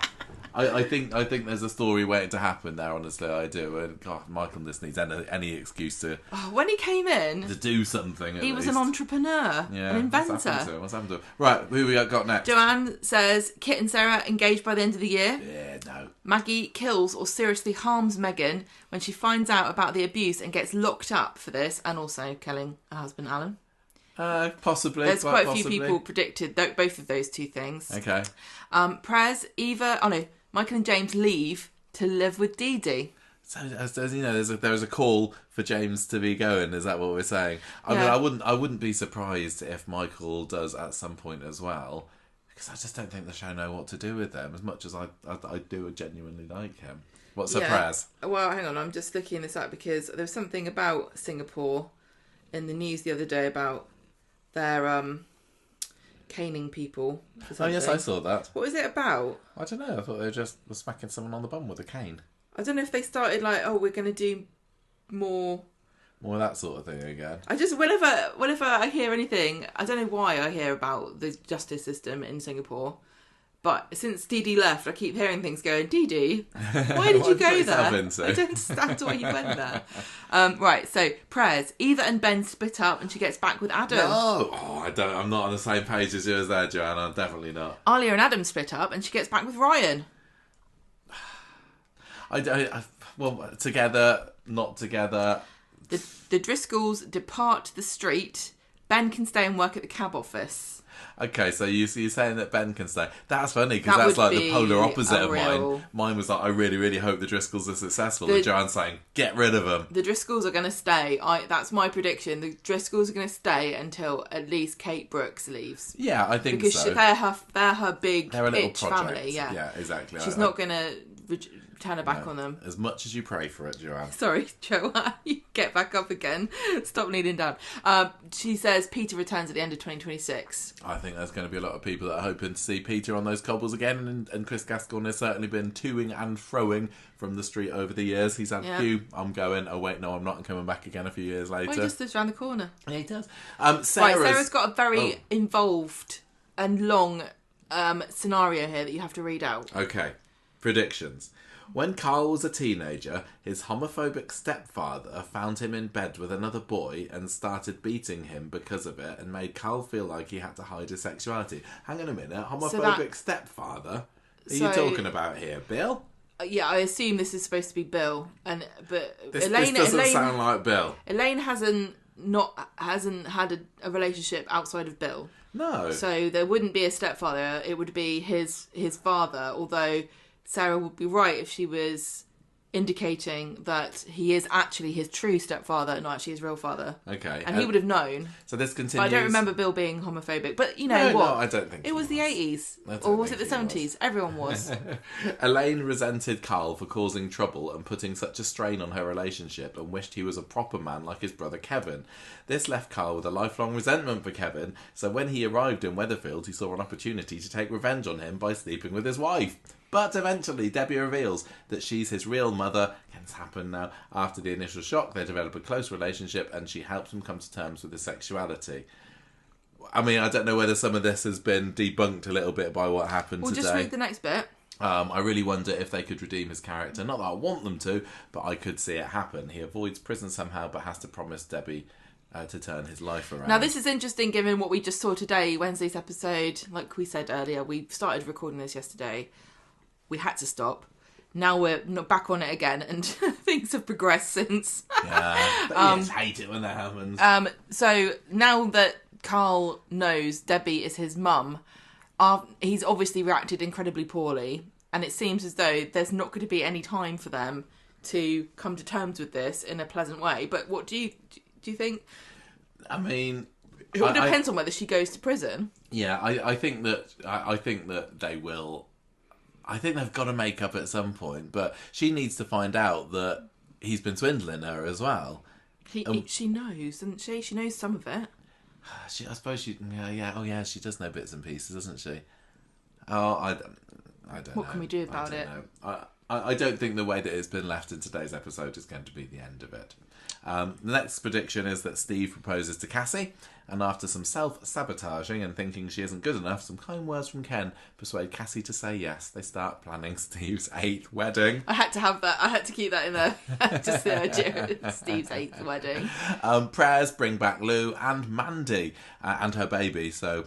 a few calls I think we've seen for Mandy and that little lingering thread to be tied up. Yep, I like those ones. Wurzel, this is great. He's got some good ones, predictions here. Billy Brown, Fizz and Chesney's older brother, will turn up on the cobbles. I think he's just been, retconned out of the street, hasn't he? You'll never get rid of Billy Brown. 1 episode, 2 episodes, he made an appearance for Les and Scylla's... garish status quo wedding. Did he? Yeah, and he'd been talked about before then. He does exist. There is a face. There is an actor linked to him. But it seems like after that, he's literally never been mentioned again. I love the way Billy Brown sounds like slang for lamb stew in the north. Do you want to play dish of Billy Brown for us, nice bit of Billy Brown. So Chesney won't want anything to do with him because he feels he's abandoned the family. Billy's going to wrap everyone, including Gemma, around his finger, giving them expensive gifts and get involved in some dodgy dealings and ropes Bernie in. Okay. Bernie in. Just can't help the puns. A horrible accident involving Gemma and the quads results in the death of one of them. Gemma is racked with guilt after she's forced between saving one or the other. Oh my god. Do you really think this is going to happen, Wurzel, or is this actually your prayers here? Yeah, these feel quite far-fetched. What's your evidence base for predicting that this is going to happen? That's what I'm going to say. I thought they were both really good. God, can you imagine having to choose between 2 of your 4 quads? Now, Coronation Street, it's a bit like Dev. How old are the quads? Yeah, the Dev with the after the in the car. Yeah, the quads must be getting on 6 now, 7. See, Coronation Street, I don't think would kill a toddler, but I think that how old was Ollie? Hello, Ollie. Yeah. How old was Ollie? He was what? 3, 4? He wasn't. Was he? I thought he was. I don't think he was very young at all. Very old. No, not very old, because he still looked relatively young, and when he was in his AI form last year, and that was him aged up a few years. I don't know. I think that they don't mind killing babies, obviously, and they don't mind killing, 10-year-olds. Maybe, I don't know, but is there a limit to? Well, I think that the Oliver story shows that anything goes, but I don't know. Maybe in dramatic circumstances it would feel like a bit much, but hey, it's not real, is it? It's all fictitious. I don't think they do it. I kind of want them to colour quad. Colour quad. Yeah. I think that the fact that they've made a big thing about, hey, they're the quads with you, only so with quads, etc. Yeah. I think if they then reduce them to triplets, I think it would just make things so awfully tragic, and I don't think that'd be sad forever. Chesney doesn't need an excuse to frown, does he?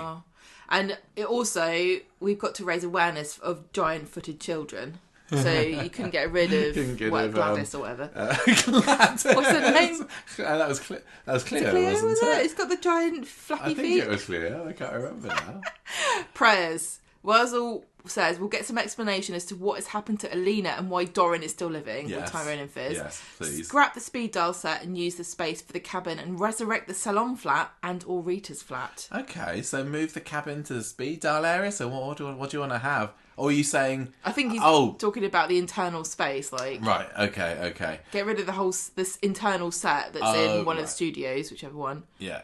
Well, it shows. I mean, we've seen recently that they can do both at the same time. Bring back the. I suppose I'd rather see cabin than speed dial, but the cabin just feels so tired. I know they wouldn't be able to do this because the Royal Mail wouldn't let them, but it's not the same company, is it? Don't put the post office back in in the cabin and have what we have to deal with every day when we go to the post office here, of having Brian standing behind the counter going, I literally don't know anything about how to run this. I have to look it up. It's not a first class stamp. Sorry, I've got no even idea. Even the stamps, I bamboozled the man about the stamps because he had to ask. Oh, I'm not even going to get into it, but we have a real issue with people that don't know how to do anything. Having to be I feel bad for them. They haven't been trained. They haven't been trained. Yeah, this country, we've moved post offices into corner shops where they shouldn't really be. They should be standalone places. Yes. And no, it's just caused chaos. This is why some people who live in a different country might not always get their Patreons things, because the post office people are like, I don't know. I just normally sell pasties. Another audience with Coronation Street tour, pretty pleased, Wurzel says. I couldn't go last year as I booked a holiday. I do hope for the people that weren't able to go last year that there comes again, but I still think that it's more likely to be Emmerdale this year. Lisa has sent us some predictions. Tim will realise he was groomed, when the Will and Meghan secret comes out and both groomers can share a cell. Yeah. Oh, Trisha and Meghan together. Oh, plotting. What they would concoct. Rai will end up with Leanne. And again, at least briefly, Leanne and Eva will run the Rovers and Maggie will be gone, hopefully taking Will with her. George and Christina get engaged and may be married. Was that one of your predictions? Yeah. And Harper will be fine after she's baby napped by Jodie. Yeah, me and Lisa are on the same page. Totally on the same page with some of those. Yeah, I like it. Okay, I think that's it for our listener predictions. We did have a lovely big thread on our Facebook group of people. Yeah, a lot of this came from there. Yeah. So thank you. Emails. Thank you everybody who wrote in. If some more come in, we will happily read them in the feedback section of our podcast. But we must go on, because now is the time to talk about the big 2026 preview that dropped is spoilers. A month or so ago. I'm going to say that this is very, very spoiler light to begin with. So I think if you're just kind of dipping your toe into it, I don't believe that in this next immediate segment there's going to be any massive spoilers, but if you are... Yeah, you might not be surprised by a lot of these. None of this... These feel like foregone conclusions. What we're going to start off with are the foregone conclusions, the things that seem to be already happening a bit already. Yeah. But we will tell you when we're going to get into there is not been any foreshadowing of this yet so far. So this is like a swimming pool, and you're going in the shallow bit at the moment. So you can doggy paddle around and stuff, and you can still touch the bottom with your feet. But once you start walking forwards, if your feet leave you and you're not quite sure, you think you might drown, just bail. I would say that what this part is, I would be happy to listen to if I didn't know them or if I hadn't read the articles already. But if you're completely spoiler free, we will say thank you very much for listening today, and we will catch you another time. Oh, and don't forget, if you want to hear about what we predict for 2025, just use the timestamps on the episode and skip along to the end. So, Gemma, what should we start with? I suppose there was a quite small one that was in this 2026 preview that just confirms that what was in Ken's cupboard that Maggie saw will indeed be dealt with at some point in the near future. And I kind of, it seemed obvious that it would be. I don't think that that's a massive shock to anyone. They wouldn't have just put that in there and then not done anything with it. They clearly had an idea. She's seen something. And Pauline McLean herself has said it's a rather big plot thing that no one sees coming. This is interesting. See, this is why I didn't make any predictions about this, because I knew we'd be talking about it here. There are so many things this could be that it feels as though I don't know if I trust the idea that no one sees it coming, because I don't think... I love Pauline McLean, but I'm not sure she understands the depth of our obsession and how many things still new as well, we can think of that could possibly happen in Coronation Street. I mean, I think it's a safe bet to kind of wonder if it's Peter.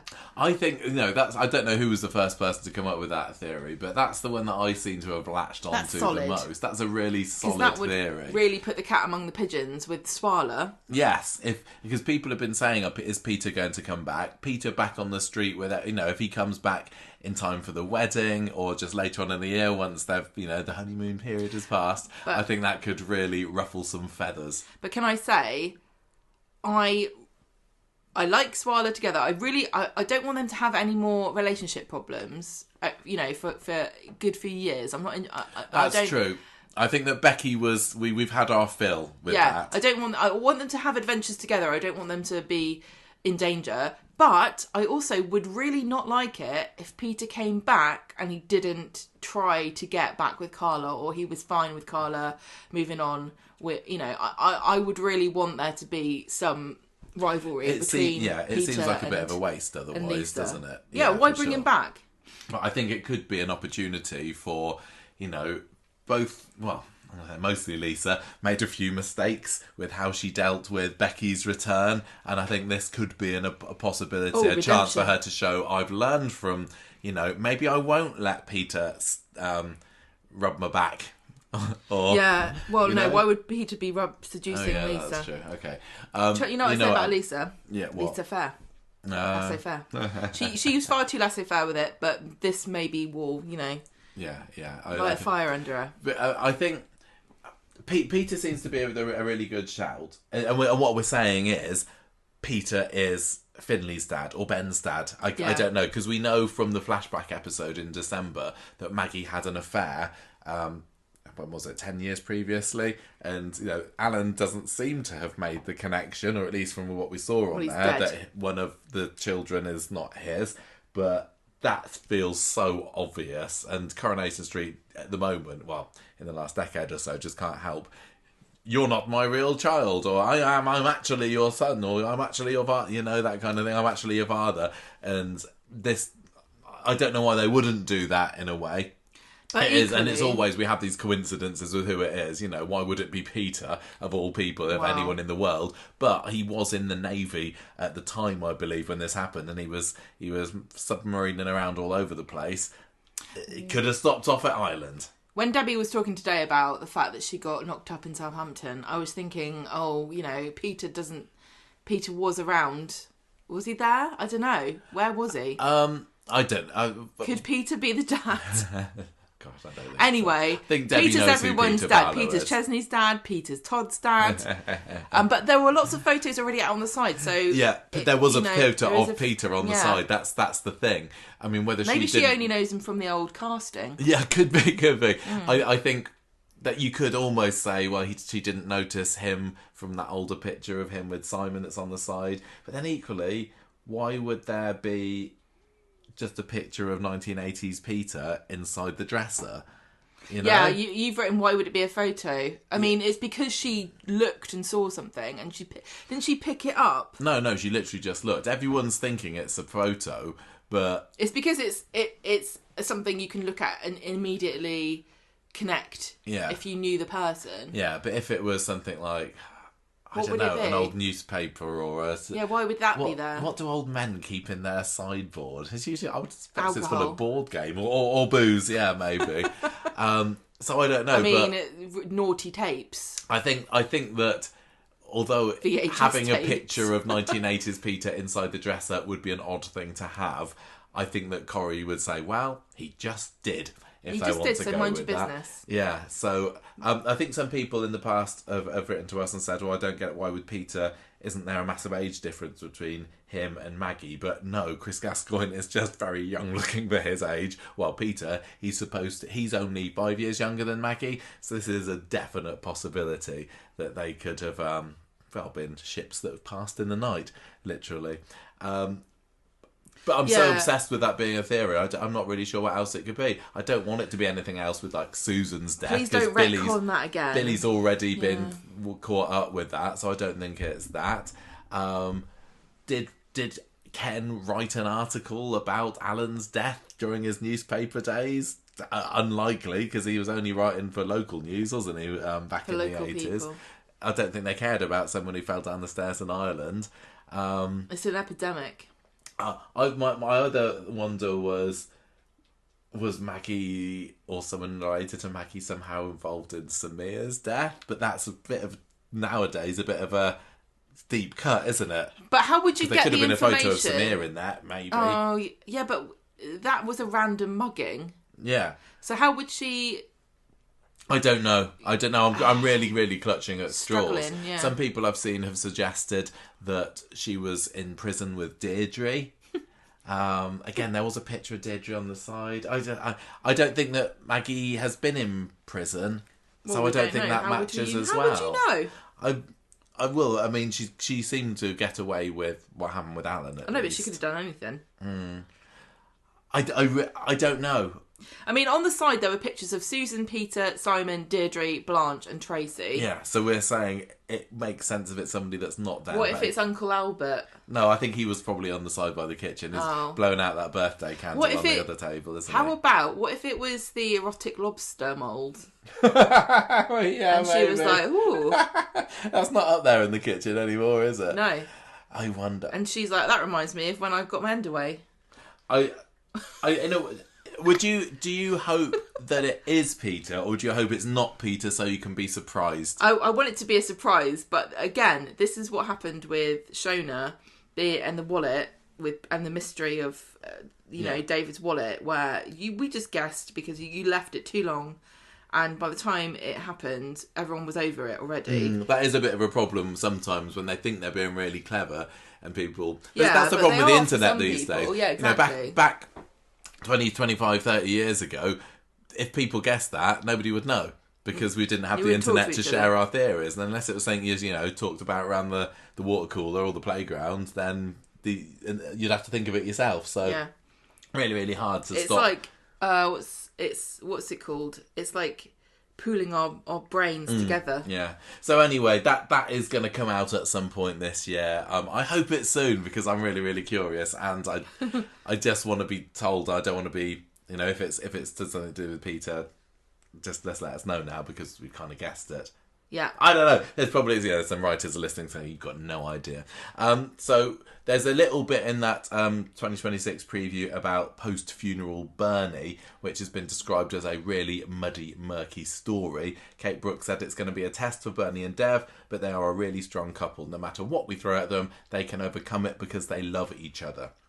They absolutely adore each other, and Roy's embroiled in the story as well. See, this is interesting because we already had this Thursday's episode last test week, for Bernie and Dev with Mal, and I assume they're talking about Mal because that's Roy's embroilment. Yes, I think so. I don't think there's really anything in that quote that hasn't already happened particularly. But is Mal gonna continue to drive a wedge? Yeah, assuming so. It's like, is Dev going to think that Bernie and Mal are having an affair when they're actually not, or is Mal going to try and get off with Bernie It's again? so funny after what we said about, Mal seems really nice. He tried a few times to come on to Bernie, but she said no, and he took that and respected it, and loads of people have gone no. He was a little bit on the persistent side. He was persistent, and he didn't take no for an answer. And he's terrible and creepy and weird, and I hate him. And I was like, oh yeah, I can see what you're saying.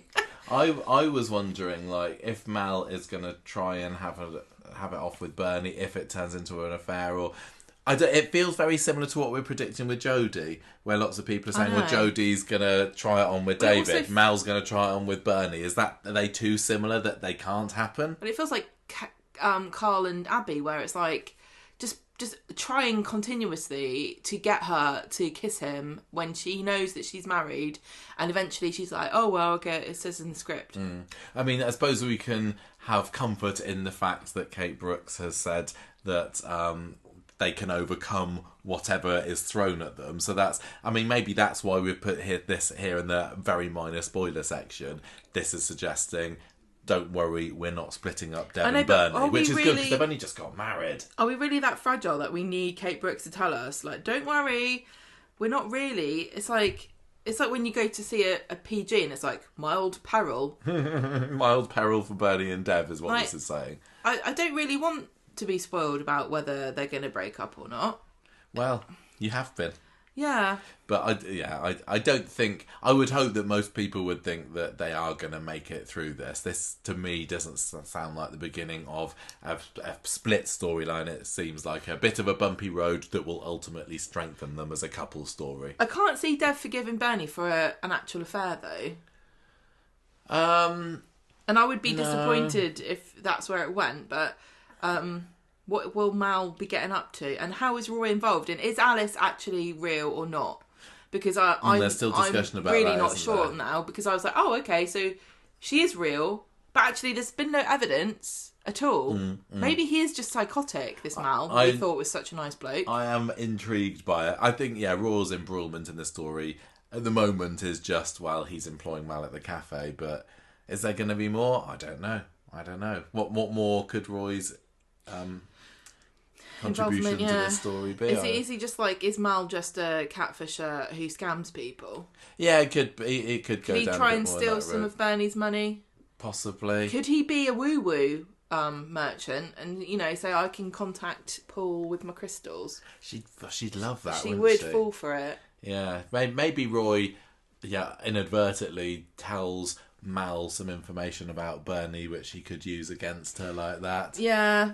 Because Roy's a trusting soul, sense. Isn't he? Right, okay. Okay, what else have we got? So this grooming story with Megan and Will, this is what Brooks has had to say. When eventually this awful secret is exposed, again, minor spoilers, this is going to come out, it's not going to go down well with Maggie. Now that's a spoiler, because I thought she'd love it. As we follow on with the Will and Megan element, Sam will end up getting embroiled in it all. We'll see the lengths that Megan will go to manipulate Sam into being quiet, and it will be massively detrimental to Sam's well-being. Now, have you seen... There's an extra spoiler about this. I have seen a bit of a spoiler. Are we going to talk about that? I think we might as well. This is an advanced spoiler, though. I don't know, because we've said that this is mild spoilers. What other mild spoilers have we got to talk about? A bit about the Shona and Jodie one, and that's about it. And...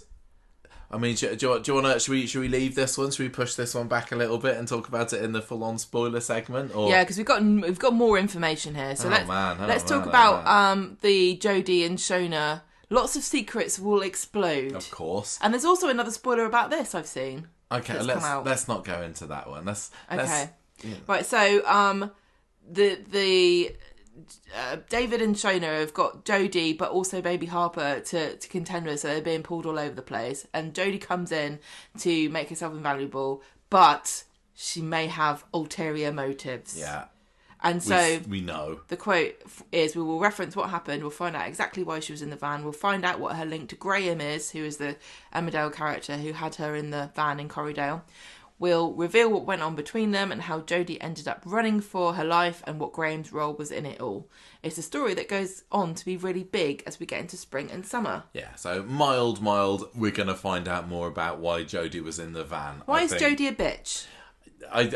I think this is where, this is why I held off with this one a little bit, because I knew we'd be talking about it here. But it really does seem like Jodie is going to be pursuing David romantically here, isn't it? I think that people have guessed that, or that she's going to kidnap Harper, which is one of my predictions. Because of the baby. I mean, she looked at the babies. It could be a bit of both. I don't know. I'm feeling a bit of children are in her care, or they can't be, can they? She can't have access to her children. No, they can't be at home waiting for money. If that's who it was in the locket, I mean, has she lost her children? Maybe are they dead, or are they in care? Yeah. But either way, like, she seems an available child here, or so she thinks. Free baby. But it feels like she's obviously got some real resentment for Shona for seemingly or supposedly abandoning her when she was younger, which Shona said she didn't. I think. So she's probably been plotting, if I were to meet my sister again one day, what would I do? There's a toxic dynamic here of being incredibly jealous and thinking that Shona's got her life sorted and Jodie hasn't. Yeah. Because she's got a lovely house, she's got a husband, she's got kids. She's got a weasel on a plinth. Yeah, exactly. She's got taxidermy and a picture of a mare in her house. She is literally doing better than 95% of the people in her tax bracket. Yes. So I think that I would be jealous if I was Jodie and I lived in a ditch with my locket of children. Yeah. Maybe I'm starting to lean a bit more towards the kidnap story rather than the affair, but I don't, because we've got the new splash screen on ITVX for February has gone up this week, hasn't it? And it is the picture of Shona and David being all loved up together, and then Jodie on the left hand side, just looking at them fairly sinisterly at them. So I don't know. My thing is, would David? Would he go along with it if she tried to pursue him romantically? I'd like to think no, and maybe it would be a story of, she slips into bed with him one night and he thinks it's Shona because maybe he's... whatchamacallit? Pulling a... Feeling a Carmel Finnan? No. You're not making. Who are you talking about? Who's Sally's sister? Gina, pulling a Gina. Do you remember that? Yeah, could be. Tim's so dumb. If David's drunk one night, she slips into bed with him. He thinks it's Shona. They have a bit of how's your father or whatever, and then maybe she holds it over him, and he's forced to do her bidding for a little while. Maybe a bit more blackmail. I know that they do like a bit of blackmail on Coronation Street, but I think it's clear to see that she is going to be trouble for that family, isn't she? I think. What's the Graham connection? I don't know. I mean, some people have said that she's being trafficked. I quite like the theory that I think I've seen someone else say that she was actually witnessed a crime that Graham or some of his cronies or goons had committed, and she was being transported to wherever Graham was going so that they could figure out what to do with her next. So maybe it doesn't. I don't know. It doesn't feel to me like this is a long term. We've had you in our care. We've been grooming you for a long time. But maybe it is. I know lots of people have said that, and maybe Nathan Curtis is going to be involved. And maybe she's just too scared to tell Shona what she saw. No, but that makes her sympathetic. I think she's in a rival gang, or she's up to no. I think that she's not the victim that we're all assuming. I don't think everyone's assuming that. No, the victim in the situation of being locked up in the back of a van.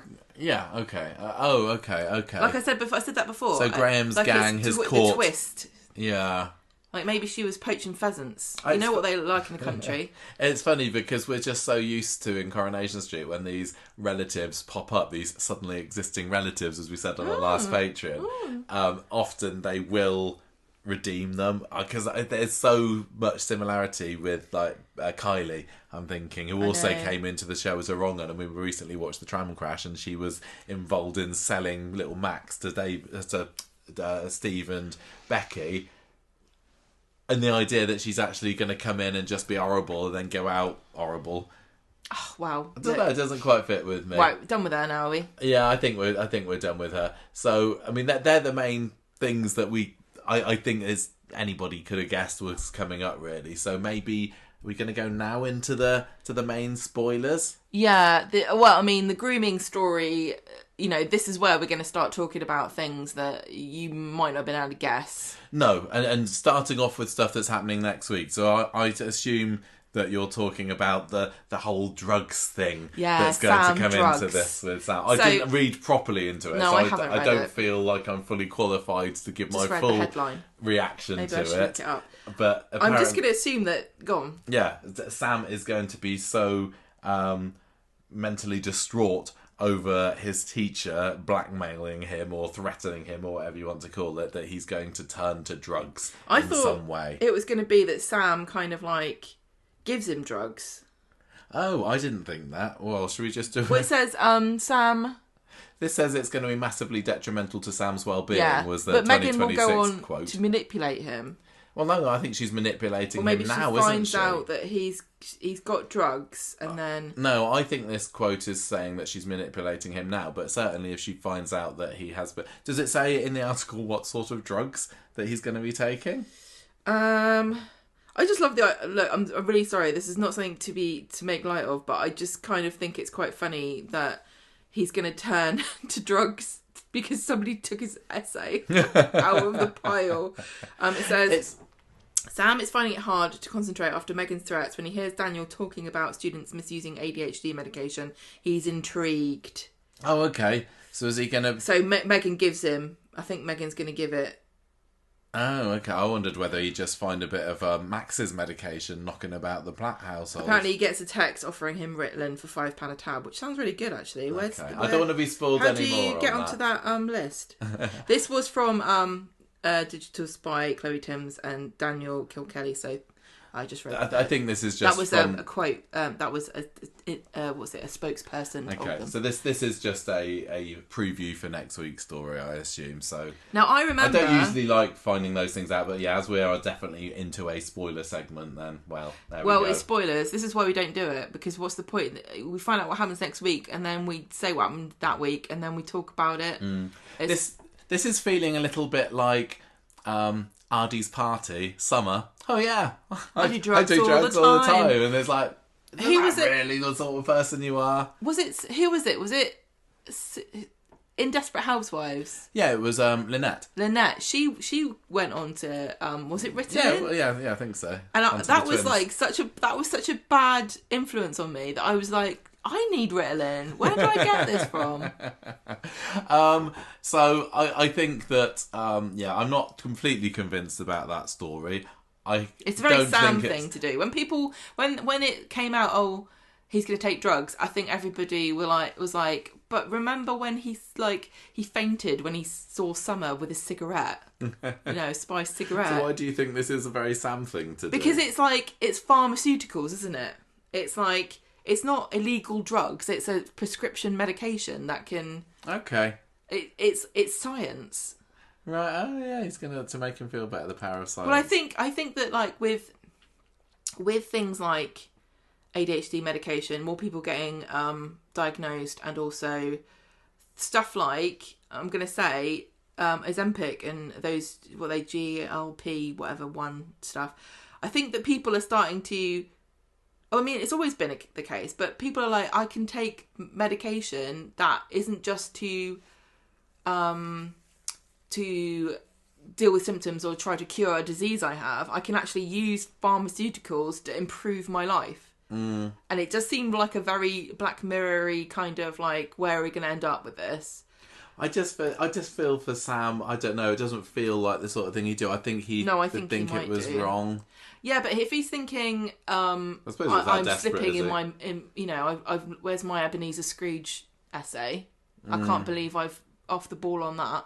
Maybe. Anyway, it's going to annoy Toya and Leanne, apparently. Yeah, Toya and Leanne are going to be in the mix with this story more, which is, thank goodness for that. They really need this.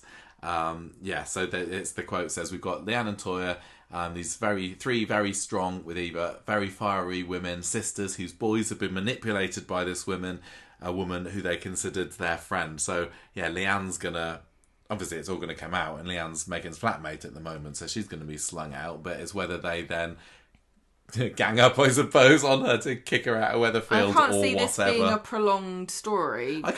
No, I mean, once it all comes out... I mean, if it comes out, it comes out. How is it going to come out without coming out? Yeah, and then I don't know how much it can be strung out once the truth is out. But also, Tim's going to be involved in it because of his story. Yeah. And he's going to recontextualise his previous abuse. And it's going to also involve his friendship between Ben, Steve, and Tim. Oh, well, Yeah. I'm honestly incredibly uninterested. Well, it's still, to me, there's the big difference between the Tim storyline and this one is that Will's storyline is that Megan was in a position of trust, and I'm not saying either one are excusable, but it's not exactly the same dynamic as the woman down the shop, which is what it was for Tim. Comparable, which makes it really difficult to draw conclusions from, and I feel as though I think it's an extra element that is completely unneeded. I just don't understand what they're. I mean, lots of people have kind of looked back on their childhoods or their adolescence and gone, you know what, that was messed up.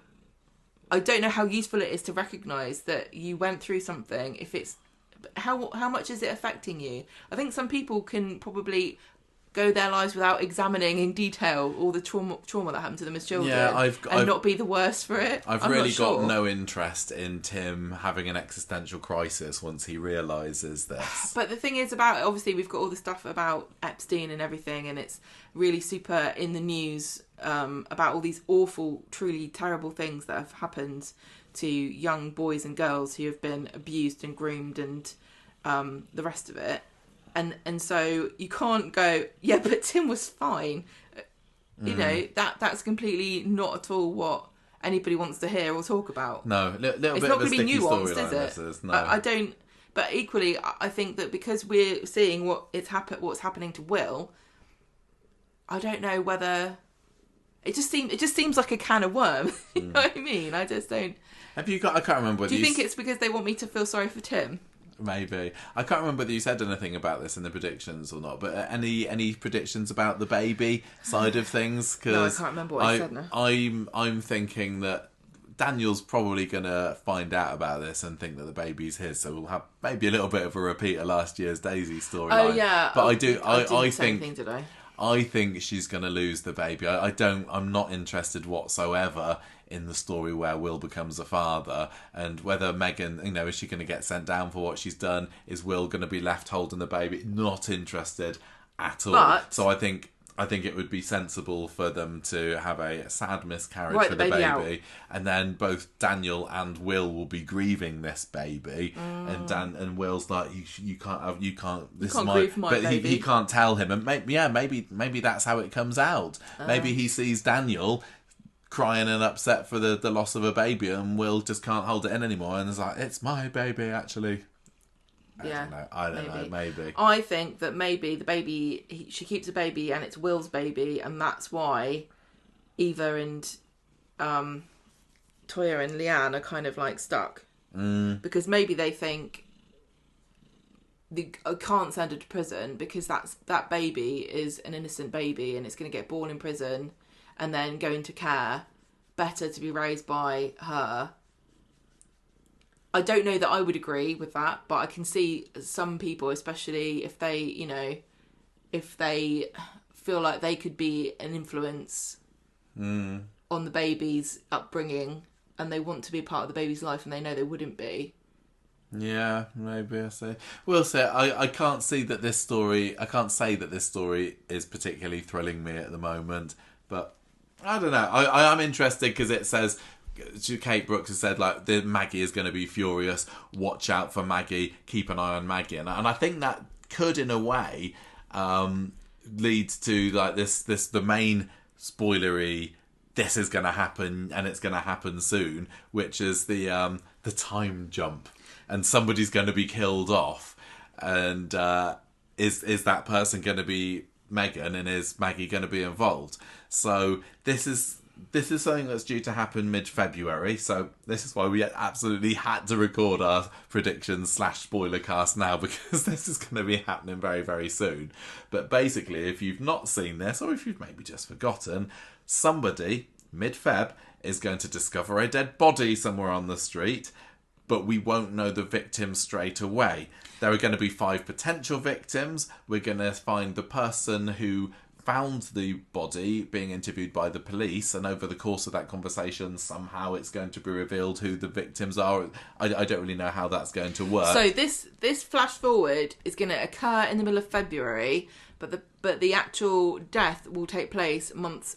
Yeah, sorry, I wasn't clear about that, was it? It's a flash forward to a couple of months in the future. Someone's going to find a dead body, and then we will be left a couple of months wondering, ooh, I wonder who the body is. Out of these 5 people. I wonder out of these 5 people, and I wonder who the murderer is. And if you're thinking, gosh, that sounds very familiar, hasn't the soap done that recently? Yes, this is exactly the same as The Six. Sorry, not exactly the same. Kate Brooks has said, 5 people. This is different. This is a couple of months flash forward, and not a year flash forward as the EastEnders one. But this is nothing other than a clear rip-off / inspiring note-taking from The Six, which was very, very popular. It was huge, and it made 2024 in EastEnders the big hot soap of the year. Everyone was talking about it. There was pictures of the 6. The 6 women, they all had their different colours, didn't they? And there was it was a huge build-up for the year. There was Scary 6, there was Sporty 6.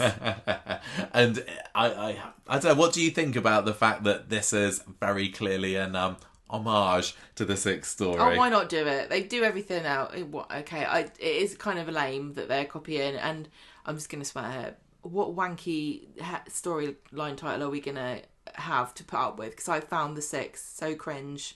I didn't mind it. I just found people going, oh, The Six, oh, The Six, oh, The Six storyline. It's just so cringe. I just cannot.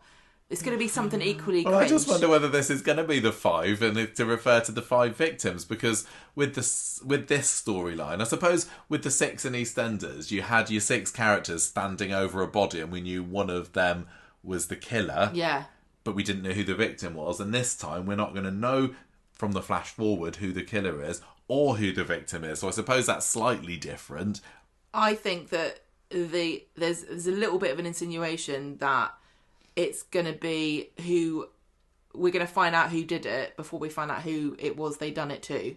Do you think? Yeah. Okay. Well, let's read some of these quotes out. Okay, so this is something that's been in the making for a really long time. We thought about this before they did the 6th. Yeah, we were just about to do it, and then EastEnders pipped us. I've got a sealed envelope here. I wrote it down, which is dated, postmarked. 2023. It gives us a destination for some big stories, for them to all come together and to be involved in a much bigger storyline. Now, obviously, this will be quite an intriguing story. It's our big thriller-esque story as we go into spring, early summer. It'll involve an awful lot of the community, and I don't think I've ever told a story that involves quite as many character groups. This is interesting. We pause there. That is interesting, because a criticism that has been thrown at Coronation Street for the past few years is that there's lots of kind of pockets of characters and there's not many kind of crossover. And I think we have been seeing a little bit more of that recently, especially with the Rovers becoming a bit more of a focal point again. But I do like the idea of, yes, these characters are all on the street together. They all know each other. They're all neighbours. Now, I know in real life we might not all know each other's neighbours or have their phone numbers in their phones. But I think that anything that gets characters interacting with characters that they wouldn't usually have scenes with, that can only be a good thing. So what you like about me, Michael, but I know where all my neighbours live. I know their addresses. I know you do. Yeah. So I think that sounds quite good. Everyone's impacted, Kate Brooks continues, everyone's affected by the story, and there are so many twists and so many turns. So it's interesting, like, surely everyone's affected. That sounds like it can only happen after the murder, so once they reach the flash forward point, or is this literally there's saying going to be somewhat proper Barneys going on?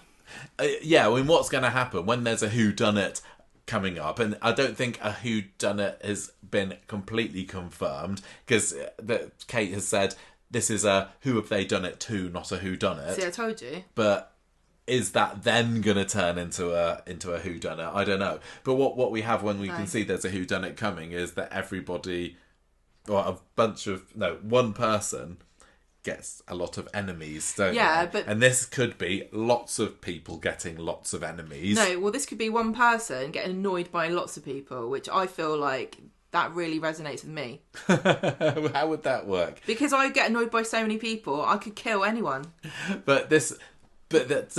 Oh, okay. So like, who's Gemma going to murder? Look how annoying Michael is. You know, look how annoying the guy who didn't leave the parcel he was supposed to leave. He's annoying too. And the next door neighbour man, he's been right git recently. So somebody, any of them. So we're going to have somebody with a gun, and we see them carving the name on the bullet, and we just don't know who that is. Yeah. And no, I think that we're going to have a bunch of people have a bunch of other people at their throats, because sounds harmonious.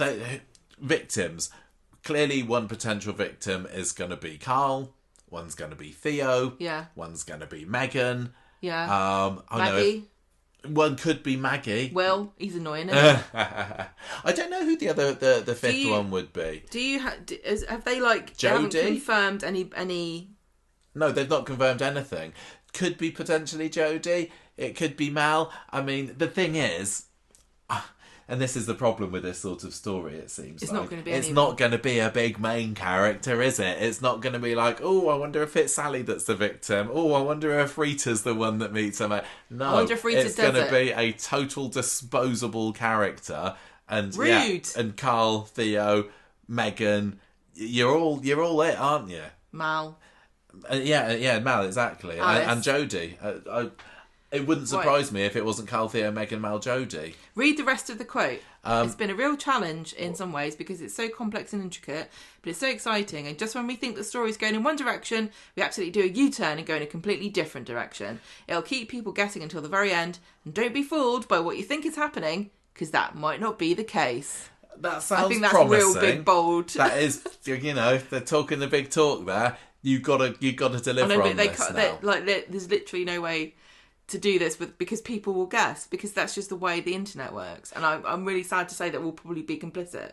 I think that Corrie can do this. I mean, if I think back to the Who Pushed Ken storyline back in 2017, that was really, really good at making us think, well, surely it's Phelan that did it. No, surely it's Daniel that did it. Oh, no, actually, this shows that it must be Adam that did it. And I remember we were jumping about an awful lot. And then it was revealed it was Daniel. I was like, oh, okay, that's what they need to do with this. Well, they need to make us 100% convinced that it's going to be Theo that's going to be off. And then a curveball is like, oh my gosh, no, it's somebody else. What if it's Peter? He kills Lisa. I don't know. I mean, in a way, I hope that when they reveal the 5 potential victims, they don't throw in a big name, because that's one straight away that we're like, well, it's not going to be them, is it? So they might as well make it the disposable newbies, if you like. So if we kind of go with that, like Carl, who would you say would be potential suspects of bumping him off at this point? Everyone who watched Coronation Street. Yeah, well, definitely me. Theo, because they've got this, they've got mutually assured destruction. Yeah. Ryan, because of the hotel, taking over the hotel. Yeah, I mean, well, that's almost a way for Carl to kill Ryan off, I suppose, isn't it? Ryan could be he doesn't have lots of people against him. If it's Ryan dead, it's too nice. It's got to be Carl that's done it. What about I thought of somebody then that you didn't have. Kevin. Yeah. Debbie to kill her own son. Oh man, I thought it was somebody. She's going to manage that from inside. Oh, who hates Carl? Abby? I mean, she's certainly a bit of a loose cannon sometimes, isn't she? Yeah, I don't know. Somebody in my head and I can't think of who it is. Oh well. So Carl's certainly got lots of people that could be baying for his blood. Theo, absolutely. I mean, the list is endless, isn't it? Obviously, Carl as well. Like you said, mutually assured destruction there. Todd, does he rise? You remembered? Yeah. Tyrone.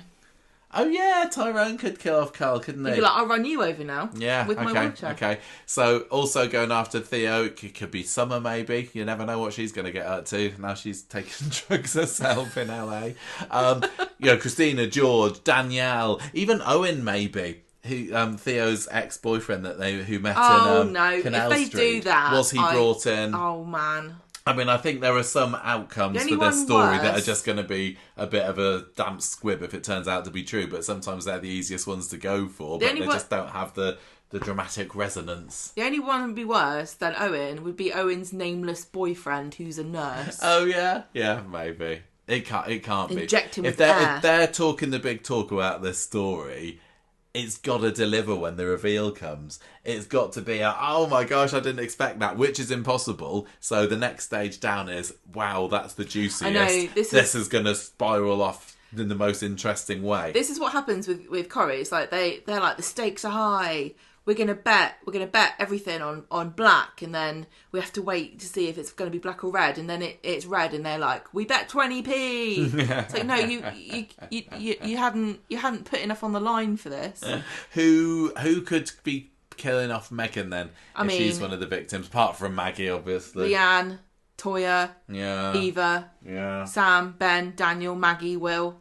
Yeah, it goes on, couldn't it? I just can't think of anybody else at the moment apart from those three. Well, I've seen... Apart from, if it is Maggie, then Eva's not going to kill Maggie. No one's going to actually kill Maggie, are they? That's the thing. But I suppose, who would you say that any of these other people would actually kill Carl, Theo and Megan? This is a soap after all. But I don't feel that the feelings, the anti-Maggie sentiment is quite so high at the moment that it could be her. I did see a picture, and I don't know if it was like a magazine cover or just an article or just a picture that was made for social media with characters on the front. I don't know if they were random or if they were actually somebody's got some information, but I will tell you one of them was Leanne. Oh, interesting. Leanne's not going to get killed off, is she? That would, out of all of these, that would be the biggest OMG moment. Yeah. But who would want to kill darling Leanne? And she's got such a pleasant disposition and never riles anyone up, does she? I mean, Alia the other day got close, didn't she? That's true, Imagine if Leanne died and it was Alia. I can't think of anything more uninteresting. I mean, I suppose Meghan potentially could, if Leanne's going to be embroiled in that grooming story and the outcome of that. Do you want to know what my prediction is? That was my final prediction that I couldn't say earlier because it involves a spoiler. Go for it. My prediction is that this will take place at the Swala wedding. And so the Swala wedding will have a dead body in it, and then we'll see this in the middle of February, and then we'll build up to their wedding, which will happen in like summer. And so Swallow fans will get annoyed because they don't want the wedding to be ruined. I have seen some people this week just on social media talking about the wedding, and I've not looked into it because I'm trying to avoid spoilers where I can, believe it or not. I say in this spoiler cast, but I've seen some people saying, "Oh, there's going to be drama at the wedding," is there? But I hadn't made the connection that this could be it. I think that it would be very interesting to tie it into that because it makes them relevant. While they're planning a wedding, which is kind of a very humdrum. I know that the Swallow fans love it, but I'm just saying that not just Swallow fans watch the show, and not everybody is going to be as interested in them really planning a wedding. They don't really plan weddings on Coronation Street. I think the last time anybody properly got involved in it was Jenny going mental in an atelier. Oh, I don't know. I mean, I'm sure Mary's got out a giant binder a few times since then. Yeah. Do you know what I mean? Like, everyone else is like, I'm too cool to plan a wedding. I'm just going to turn up on the day. Whereas if they're talking about, we can't have so-and-so there because they're having an argument. We've got to put them on a different table. I think it'd be very interesting. If that's where the body is going to be found, then I wouldn't put it past them to have Kit as a potential victim. Or suspect. No, I would say victim because Kit to me is on the same kind of level as Carl and Theo with Meghan, as still feels a little bit temporary. I know that you don't agree with that, but he's got lots of people that could come after him, especially with his dodgy bent policing. What were you going to say? The interesting thing is that once you get to these Canon 5 characters that Coronation Street are going to present to us as the suspects, which I think is a bad move. I don't think you should ever give official. Well, no, nor do I. Especially when half the time paint yourself into a corner. Especially half the time, it's like, it's somebody else. Haha, you never saw that coming, did you? So I think when this happens, a lot of us are going to be thinking, is it somebody that's not on the list? Because Corrie has done that before. But anyway, once they give us this list of 5 people, one of them might also be the murderer, not just the victim. Yes, that's true. Because a lot of these suspects of victims could be murderers. You know, Maggie could kill Will. Yeah. Daniel could kill Meghan. Theo could kill Carl, and Carl could kill Theo. I don't think Daniel's going to be a potential. Well, yeah, you know what I'm saying, Michael. Victim. Like, Leanne could kill Meghan. I mean, also, I can't remember how the 6 ended up shaking out in the end, but it's very tempting that somebody thinks they've killed somebody and it's actually somebody else. Yeah. Like, and we might even think up until the very last minute, oh, we've worked it out because it's definitely so-and-so, and it turns out that the person that gets killed is mistaken for that person. Yeah. Okay, well, what are your kind of thoughts about this as a storytelling device in general? Do you, when you heard that this was going to be happening, was it an eye roll or was it an excitement kind of mumble? Like, we like whodunits, we like killers, we like the dark parts. I was very jealous of EastEnders when they had the 6. I like to be guessing. Yeah, I like to have theories, and I like to have the rug pulled out from under me. And so I think that there's a lot of potential here. Yeah, I all of that I agree with, but I just can't help be thinking. But it's kind of like the 6, isn't it? But I got to put that past me because that doesn't really matter. But the other one is, I don't think either the victim or the murderer is going to be that exciting a character that it makes as bigger waves as they're maybe hoping it will do. Now, I might be wrong, and maybe I'm just being pessimistic about it. I'm sure that, when we had the big whodunit that I love, the Who Pushed Ken, that was the core family of the street. This was Ken Barlow at the bottom of those stairs, and all of the characters that are on the whodunit list were kind of really big characters as well. But then equally, when it turned out it was Daniel, it was very much brushed under the carpet.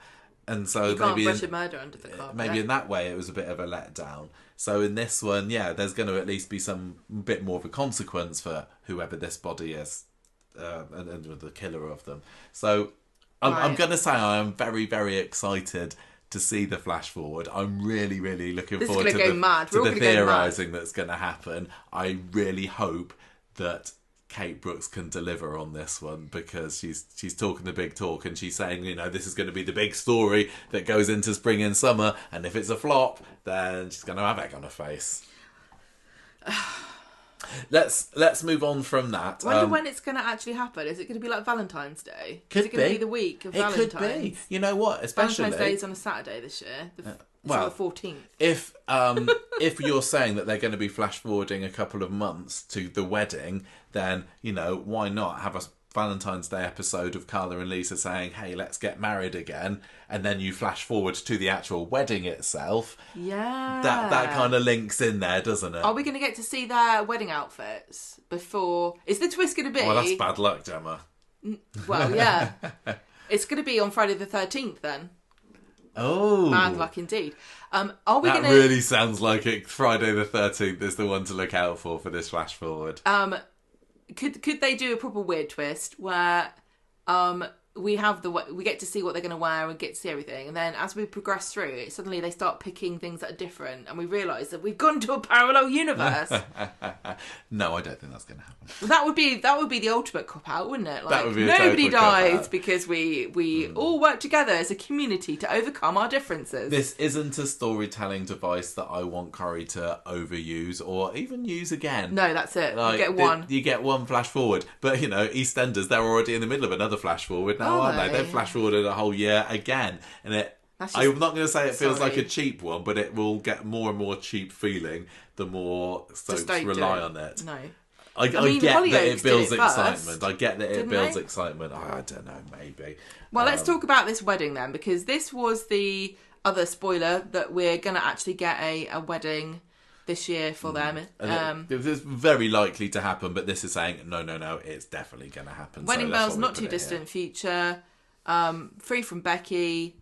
Romantic spring for Carla and Lisa, which will make many people smile. I feel like I'm reading a horoscope. It doesn't tell us much, does it? That was the thing with this whole 2026 preview, actually. When I read it, I think Kate's done a very good job here of teasing without really giving much away. This murder storyline was the one where it's they tell us the biggest details of it, and that's still very much a mystery. But there's going to be a Carla and Lisa wedding. No surprises there. I think probably after that is when we'll maybe see things go a little bit quieter for them. Yeah. But if this flash forward is centred around it, that makes total sense, because they are the big couple at the moment. Kate Brooks is clearly a big fan of them. She knows that they've got big fans, a big fan base. So, yeah. I mean, you want to get your biggest... The people that talk about your show the most, you want to get them talking about this. And if Carla and Lisa, I don't imagine for 1 second they're going to be victims or perpetrators of this crime. So I wouldn't worry about that. So the danger is that Swallow fans just don't care. Because a lot of them, say they don't even watch the rest of the show. They just watch the clips of those two characters.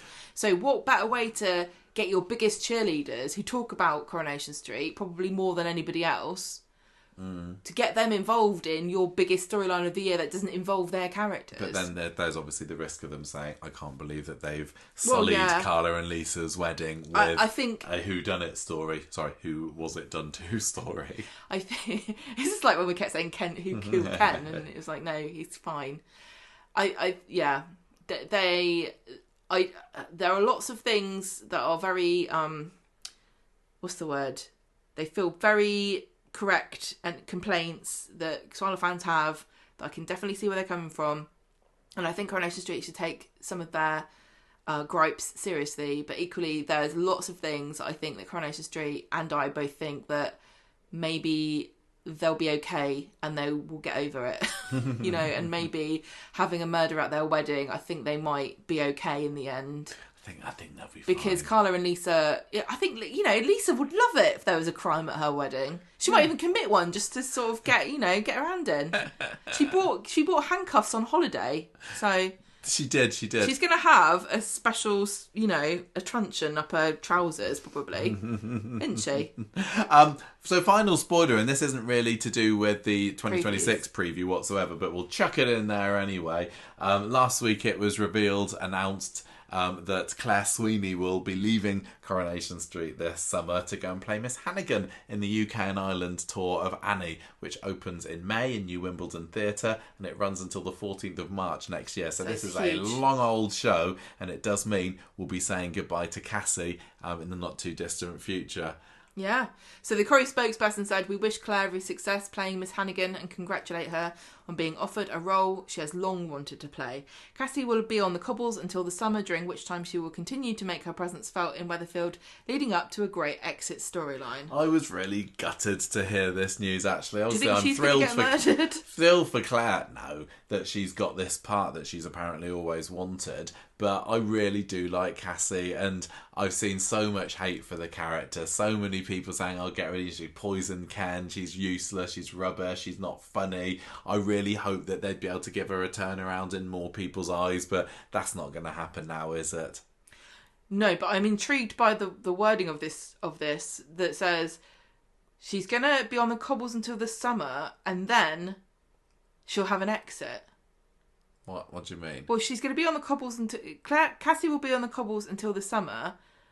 She will continue to make her presence felt, leading up to a great exit. No, it says during which time she'll continue to make her presence felt. I mean, she's going to make her presence felt until the summer, when she's going to have a great exit. Off screen? No, she's just going to go off somewhere. I mean, she's not going to... her and Steve are doomed now. Yeah, her and Steve are doomed. That means, we're going to have Steve and Tracy get back together, like you said. I think I predicted that. I'd like the door to be left open for her. I mean, Evelyn also, she's kind of off. Is she going to come back? Quite possibly not. So it feels like the plumbers are soon to be a very rare breed, and that's going to... They've plumbed the depths. Yeah, they have a bit, and that's going to leave Tyrone and Fizz and Hope and Ruby back where they were before this all started. This is what happens when you hire big names to build your family. It makes sense in the way, I love them being part of the show, but there was always the danger that both these actresses, who are, incredible and in demand, would go off and do something else. I'm not surprised that Claire's got itchy feet. All I know is that she really does love Coronation Street, and if she has the chance to come back at a later date, she'd probably take it. But I totally get that lots of people are saying no, get rid, but not me, because I think she's fantastic. I think Cassie's great as well. I love her, and I think Claire Sweeney is really fantastic as her, and it's sad that more people don't think the same. I personally find her very charming, very charismatic, very watchable. So hopefully we'll be able to get her on for an interview at some point before she leaves as well. So watch this space there. I'm wondering whether this is going to be tied to, and here comes another spoiler. They're just coming thick and fast. The old Jim McDonald news that came out the other day. So it turns out that soon. According to, I can't remember who broke it, the Mirror maybe, but Charlie Lawson's confirmed it now anyway. Jim McDonald has been Les Battersby, or will be being Les Battersby later this year, won't he? Killed off screen. For no particular... sorry, hang on, we don't know. That's wrong. Les Battersby's death, what was the point of that? Got Leanne a bit of money maybe? I can't remember. I'm sure it seemed important at the time, but so they're killing off another legacy character rather than just letting him live his best life off screen. I don't think any of us saw Jim coming back again, and certainly none of us thought that Bruce Jones would be back on the show as Les Battersby. So does that give Corrie the right to kill them off? I mean, they can do what they want, I suppose, but I'd hope that there's a good reason behind it. I wonder if it is tied in with the murder, because this is going to happen in the middle of February. That's when the spoiler is. You know that Charlie Lawson found out in good time. I think he said on Twitter. Just Charlie Lawson has said that he's exactly. He's known about this for months. They didn't just go, we got to write something in to make this make sense. Let's just kill it. Is the surprise victim going to be Jim McDonald? Yeah. No, I don't know. I mean, who? I'm not being. This sounds flippant. who cares on the street now? Obviously Steve, Amy.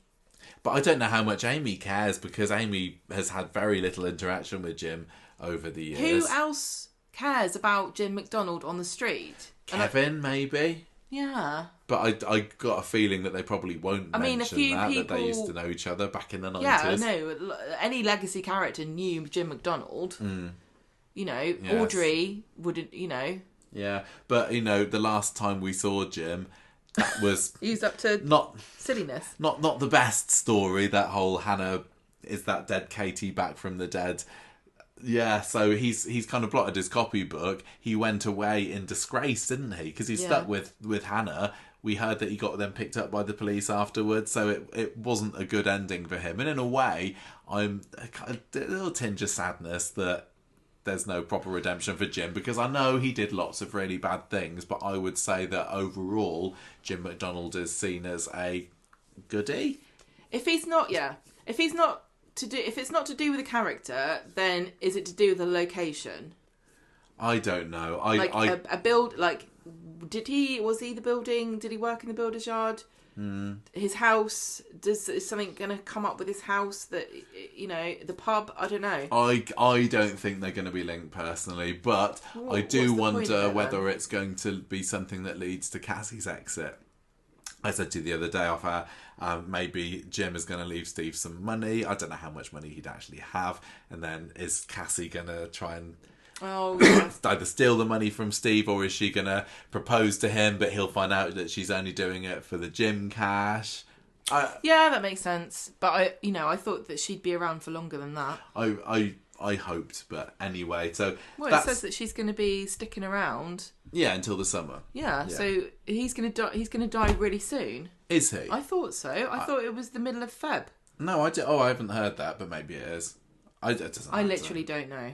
Doesn't matter. You don't come to us for concrete answers about anything, do you? Well, I do. That's it. I'm trying to avoid spoilers, and a lot of these ones we've just had to delve right into. But I'm sure there's still plenty of spoilers out there that people are saying, "Oh, they've not mentioned such and such." It's like, no, we were really trying hard to avoid them. But anyway, I think I have exhausted my knowledge of what happens. Okay. I mean, I know what happens to Debbie at the sentencing. Do you? Yeah, but I won't tell you because, you know. I think I know one more thing. Don't want to spoil you. I know one more thing actually. No, let's not. Right. So what? Not. So we move on from spoilers. We'll move on. Finally, the last part of this this lovely long podcast is having a little look at what we predicted at the beginning of 2025 would happen in the following 12 months. And we will see how right or wrong we were. Crowing, isn't it? Well, some of it is. I've kind of grouped them a bit together, so I was quite pleased. Read them all out? Yes, I'm going to read them all out. Gemma, I'm hungry. I know, but people like this. And if they don't, they can stop. But you haven't got any choice. You've got to do this. So we were listening to this in the car the other day, weren't we? And I was pretty pleased with some of them. Some of them I'd remembered, some of them I hadn't. But I made a prediction last year that Jason would come back, and I predicted Eva. I think Eva's return was my biggest win actually last year. With the Jason, in the back of my mind, it was because I knew that Sue Cleaver was going, so I thought, maybe Jason's going to come back there, and it did turn out to be true. I also made a prediction that at least 7 of the characters in the 2024 top 10 wouldn't be in the 2025 top 10, which is true. In fact, actually 8 characters in the 2025 top 10 weren't in the preceding year's one. Just Lee, Kit and Carla stayed in there. I also said that I thought that Lisa and Betsy would be in the top 10, but they weren't. So Lisa obviously was, but Betsy was at number 11, so I was half right with that one. I predicted that Sarah and Kit would get together, which would be annoying to David. Yes. And one of my prayers actually was that there would be more of a focus on the Dobbs household, which I'm going to kind of maybe part claim as a win. Not that, this is a prayer, not a prediction. But I did say that I thought that Alina and Doran would return. So half right there, we did get a return to Doran. Or that was one of my prayers. I also prayed that Bobby would be gone last year. I said it's just not really much fun making fun of him and being horrible about him all the time. So maybe it's best if he just goes. And he did. And we didn't even notice. I also prayed that more of Kit's home life would be seen. Then they'd reused Elaine's old set. Yeah, I'll take that one off. random one. I predicted that Nina would still be blonde by the end of the year. Yes. Although, have you heard Molly Gallagher's gone black again in the hair? So it's going to be a bit of a transformation for Nina on the street later this year. Maybe because she kills somebody. Maybe. I predicted, and this is fairly obvious, that there was going to be a hospital escape from Rob. I predicted that Dylan was going to be sent down and that he would have another year with a low episode count. Absolutely, that happened. Adam and Alia, full-on dull item. Yes. Ken to have more of a break once the storyline about the poisoning was over. Yeah, I was right on that one. I thought that Kevin would be all good with the cancer after that was all done. That was going to end up being kind of a minus part of the whole Webster epic that was 2025. I'm going to say yes for that one. I also predicted another quiet year for Ryan. Prayers-wise, would you say I was accurate here? More scenes of characters having fun, parties, drinks at the Rovers. Yeah, I think so. I think we kind of got that just about. Not necessarily to the levels that we would want, but I'm going to claim that one. I prayed that the Battersby sisters would ultimately made up, and I actually said ultimately, hopefully through Eva. Like you knew. Almost like I knew, yeah. I honestly didn't know. I hope that we'd have another fun press day. We did. I prayed that Ken was the one to suss Cassie out about the poisoning. Yeah. I prayed that characters who were leaving that we knew were going weren't killed off. And I think I got that one. We knew at that stage that Eileen would be going, and I was hoping that she wasn't killed off. She wasn't. We knew that Daisy would be leaving, and I really, really hoped that she wasn't killed off, and she wasn't. So, yeah, got my prayer for that one. We've got David and Shona stick together. No going back to Kit for Shona. Yeah. And also, and this is a great one as well when we were listening to this, because I'd totally forgotten about that. As part of your prayer discussion, we were talking about... I think you were saying about something for George you were hoping would happen, and we were looking at who could George get with, or maybe we were talking about or were we talking about Jenny and who could Jenny get with, and we ended up working our way towards me saying, what if George and Jenny get together? And I was really, really close there, because they definitely they tried. They dipped their toe into that water, didn't they? So I'm pretty impressed that a lot of my predictions came true. I've got a lot that didn't, which we'll get to later. But what did you get right last year, Gemma? I said that Dev and Benny would get married. They did. Mm-hmm. There's going to be a twist regarding Becky's death. That was a good one. Right at the beginning of the year, you said a twist regarding her death. And I don't know whether you said exactly what manner of twist that would be. We were just a little far back from saying, what if she's not alive? Yeah. Going back to she's not dead. No, dead, sorry, yeah. Going back to what you said about the Dev and Bernie wedding, I'd also predicted that they were going to get married, but I said it wasn't going to be remotely Hindu. And it was in a way, wasn't it? It was brightly coloured. I'd had to Google it. Yeah, So it was. I wanted a new family to come. They have. Yes, you got the Driscolls, didn't you? Hit and run mystery. That was a great prayer, that there was going to be a hit and run mystery. And then we had Carl with Tyrone. You were bang on the money there. Yeah, I know what I'm talking about.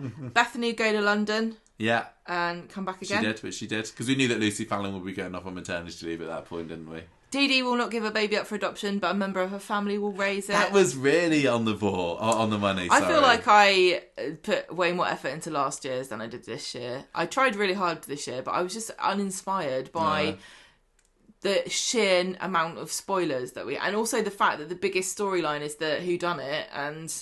Yeah, we couldn't really talk about that in our main predictions. No. But yeah, you're absolutely right. You thought that there would be no adoption, member of a family would raise it. Well, Dee Dee did end up raising Layla as well, but obviously with James's involvement. Ken will make everyone forget Cassie poisoned him, is what I thought, and that's what happened. Nah, Tracy's not quite forgotten, but yeah, pretty much. Overall, I thought that Glenda, Todd, George, Tyrone, Fizz, Abby, Tim, Sally, Kevin and Debbie would have more episodes. Which you were right about. All of those had higher episode counts in 25 compared to 24. I also thought that Nina and Adam would, but no. No. It seems like every year for the past 5 years we've been like, maybe this is the year that Nina will get featured a lot more. Got a feeling in my waters that Nina's going to get a story like, nope. No, nothing, literally, since the Seb kicking. She's had nothing to do.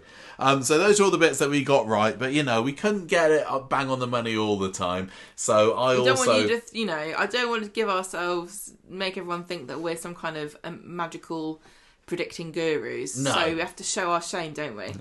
I was really convinced that they were going to make more of the fact that at the Christmas episode the previous year, Gail's wedding, Abby remarked when Leanne made a comment about Toya driving Imran into the car, and she's like, "Oh, hang on a minute, what? Into the wall, sorry, in the car."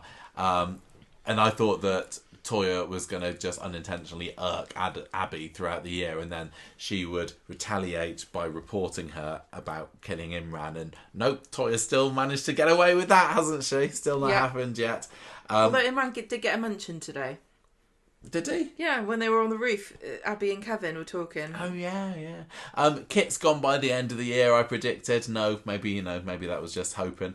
I also, and I was close with this one, I made the bold prediction that Evelyn would be in fewer than 30 episodes in 2025, and it turned out it was 37. So I was quite close, because we were told at the beginning of the year she'd be back and forth, didn't we? But I just had a feeling it was You were wrong. mostly going to be away.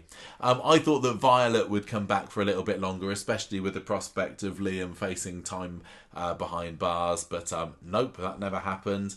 I also, and boy was I wrong with this, said that I didn't think that Carla and Lisa would feature particularly heavily in the second half of the year, which is the same prediction I'm making for this year. But you fool. Will you never learn? We got an awful lot of Carla and Lisa at the second half of 2025, as you remember. And, maybe this year I'll be right with that one. I predicted a Nick and Toya engagement. So again, so close. There was a proposal, but not an engagement. Rejection. Yeah. I thought that we'd be saying goodbye to Kirk this year. I thought that Brian and Mary would get together, because they've been teasing that for years, haven't they? Brian and Mary. Yeah, they have. Do you feel like that's ever going to happen, or are they just going to be floating around each other? It's not even like there's like a frisson or, some kind of sexual tension. It's just... It feels, if anything, it's colder than it was a year and a half ago when old...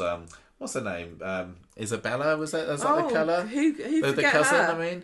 the Italian so I don't know what's going there, but I'm not going to renew that prediction for this year, but hey, maybe I'll be wrong there. I also thought that Leanne and Steve might get together in 2025, and that certainly didn't happen. Prayers-wise, I was hoping for more Jenny, Amy, Alahans and Sally, and I don't know, maybe we got a few of those, but I'm not going to say I got my prayer as much as I wanted to with that one.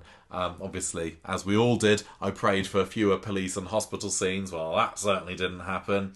I also wanted less of over-editing. No, we got more. We got a heck of a lot more. And I like this one. I was listening to it the other day. I just really wanted a nice character. A new character who's just nice. Charming, beloved. No, not beloved. No, somebody like Glenda. Glenda's not boring. She's nice. True. She's charming. She's beloved. True. No baggage. No dark secrets. Just somebody. I wanted somebody to come into... as a new character that everyone will be like, God, that's a great character. Where have you been all my life? And I don't think we really got that. I was also hoping for Rosie and Sophie to return, or Shelley. I keep saying maybe Shelley, and she's a very important woman now, isn't she? Sally Lindsay. Now she's up to see the king. She's got no other time for this. I was hoping that we'd get a bit more Corrie, or a bit of any Coronation Street themed food at Sainsbury's, like co-opted with their rolls and their cakes. But you did. You said no. Sainsbury's is too important for that, up itself for that. And I also did a prayer for the bistro closure, but that didn't happen at all. What did you get wrong, Gemma? Oh, barely anything worth talking about. Well, I suppose if you're going to make a small number of predictions, then you're going to get a small number wrong, aren't you? I thought that Carla and Lisa would get married last year. They didn't. No, I think I said no marriage, didn't I? So I was right there. One of us had to be right with that one. Tracy and Leanne, I thought they'd team together to get revenge in an interesting way, but they didn't bother. No, Tracy, you were talking about like them, Tracy getting revenge on Toya for Leanne, and Leanne getting revenge on Cassie for Tracy. Yeah. But the year started off really, really well for those, and they had such a fun time at the bistro, ordering the best steak on the menu and then not paying for it. But that just dropped off after the first month or so. Lauren and Frankie, I thought they'd leave the show at the end of the year. No, Lauren's still here. Tracy and Steve would get back together. I thought no one would remember Matty and Nathan in prison, but Carla, She did. Nathan is in Nathan Curtis, right? I think you said nobody would mention Matty or Logan or Nathan, and Logan did get a bit of a mention when Carla went to meet him. But yeah, Matty we've seen the hide nor hair of, I think. And Nathan, I don't know what's happened to Nathan. Is he still in prison for that hair that Kit planted in his van? I honestly can't remember. But I was going to say, poor guy. You can't arrest people for their hair, because there's a few people on the street that would be in jail. I said, as a prayer, I said, please don't get rid of Jenny at the pub. So you said, please? Don't get rid of Jenny at the pub. Right, okay, Give her a new love interest. And they went, no, we're just going to get rid of her in general. This is what when we started talking about, is Jenny going to go out with George, as one of many suitors that we said in the episode. But yeah, gosh, that prayer to not get rid of Jenny really does sting when we re-listened to that one, didn't it? Not that she was axed, but even so, God. No more medical storylines, I said. They went, no, you want more medical storylines. I said, get rid of Speed Dial. Maybe a fewer, I don't know. Put a shop in there. Yeah. I said I wanted a family feud. Yeah, that was a great one. Just having the Platts versus the Barlows, or the Winter Browns versus the Battersbys, I don't know. I wanted a big family feud. And my final one that I've renewed for this year is a fire at the hospital. You can't just keep renewing that every year, Jamie. I can. It's going to be my running goal to have Coronation Street burned down, Weatherfield General. That doesn't mean you can put less effort into your predictions or prayers for this year, saying, well, I've already got one before I started. No. I could. I did try really hard. It's been ages. But it's just, I think I just felt uninspired, because at the moment I think a lot of the stories are quite wearing, aren't they? You know what I mean? And you're just like, do I get out of this mindset of just misery and think of something fun? I think if you're more engaged in the stories that are going, it's more exciting and maybe easier to make predictions. And what about this? What about that? And I think, there's some good stories running at the moment. There are some less exciting stories. I think it's got a bit of a mix. I'm really enjoying the stuff with Debbie. Not so fussed about the grooming story, but this is kind of like being a football fan, I think, of a club that doesn't do very well. Yeah, why? You just want to get through the season, and you're constantly going, I hope we don't get relegated. I hope we don't get relegated. But it's not like Corrie's not doing well. It is still the number one performing soap in the ratings. It's not with me, though. I'm not giving it the highest rating. Yeah. I do though. Nobody hates Coronation Street more than Coronation Street fans. Exactly. We're allowed sometimes. You don't hate it. No, I don't hate it. I'm just like, I think it also. Today I was like so over it. Yeah, you didn't like today's episode at all, did you? I couldn't believe it, because I love today's episode. But more on that in the don't call me more on that. You're a moron. More on that in this week's Street Talk, I suppose, which will be fairly short, unlike this episode, which is nearly pushing 3 hours. I was trying to get you to stop, but you won't listen. I don't pick up on subtle hints, Gemma. You know that. It is. I can't believe we've done a nearly 3 hour long predictions episode. It's silly. I told you to split into 2, and you wouldn't listen to me. No, well, it's done. We got the bobbins that we still need to do as well. No, we don't even bother doing the bobbins. No, we've got to do the bobbins. People are going to complain if we don't do the bobbins. Do this awards differently next year. We are going to try and do something differently, and maybe get our predictions in by the end of the year, because it is usually the very beginning of January that the big 2026 or the big New Year predictions come in. So get them in early is my New Year's resolution for this year. Bye. Thank you for listening, everybody. We're really very grateful for you sticking along to the end. So thank you. It's all a bit, Michael. It's a bit. Yeah, okay. Well, I will see you, everybody, next time on Conversation Street. Thanks for listening, everybody. Goodbye. Bye.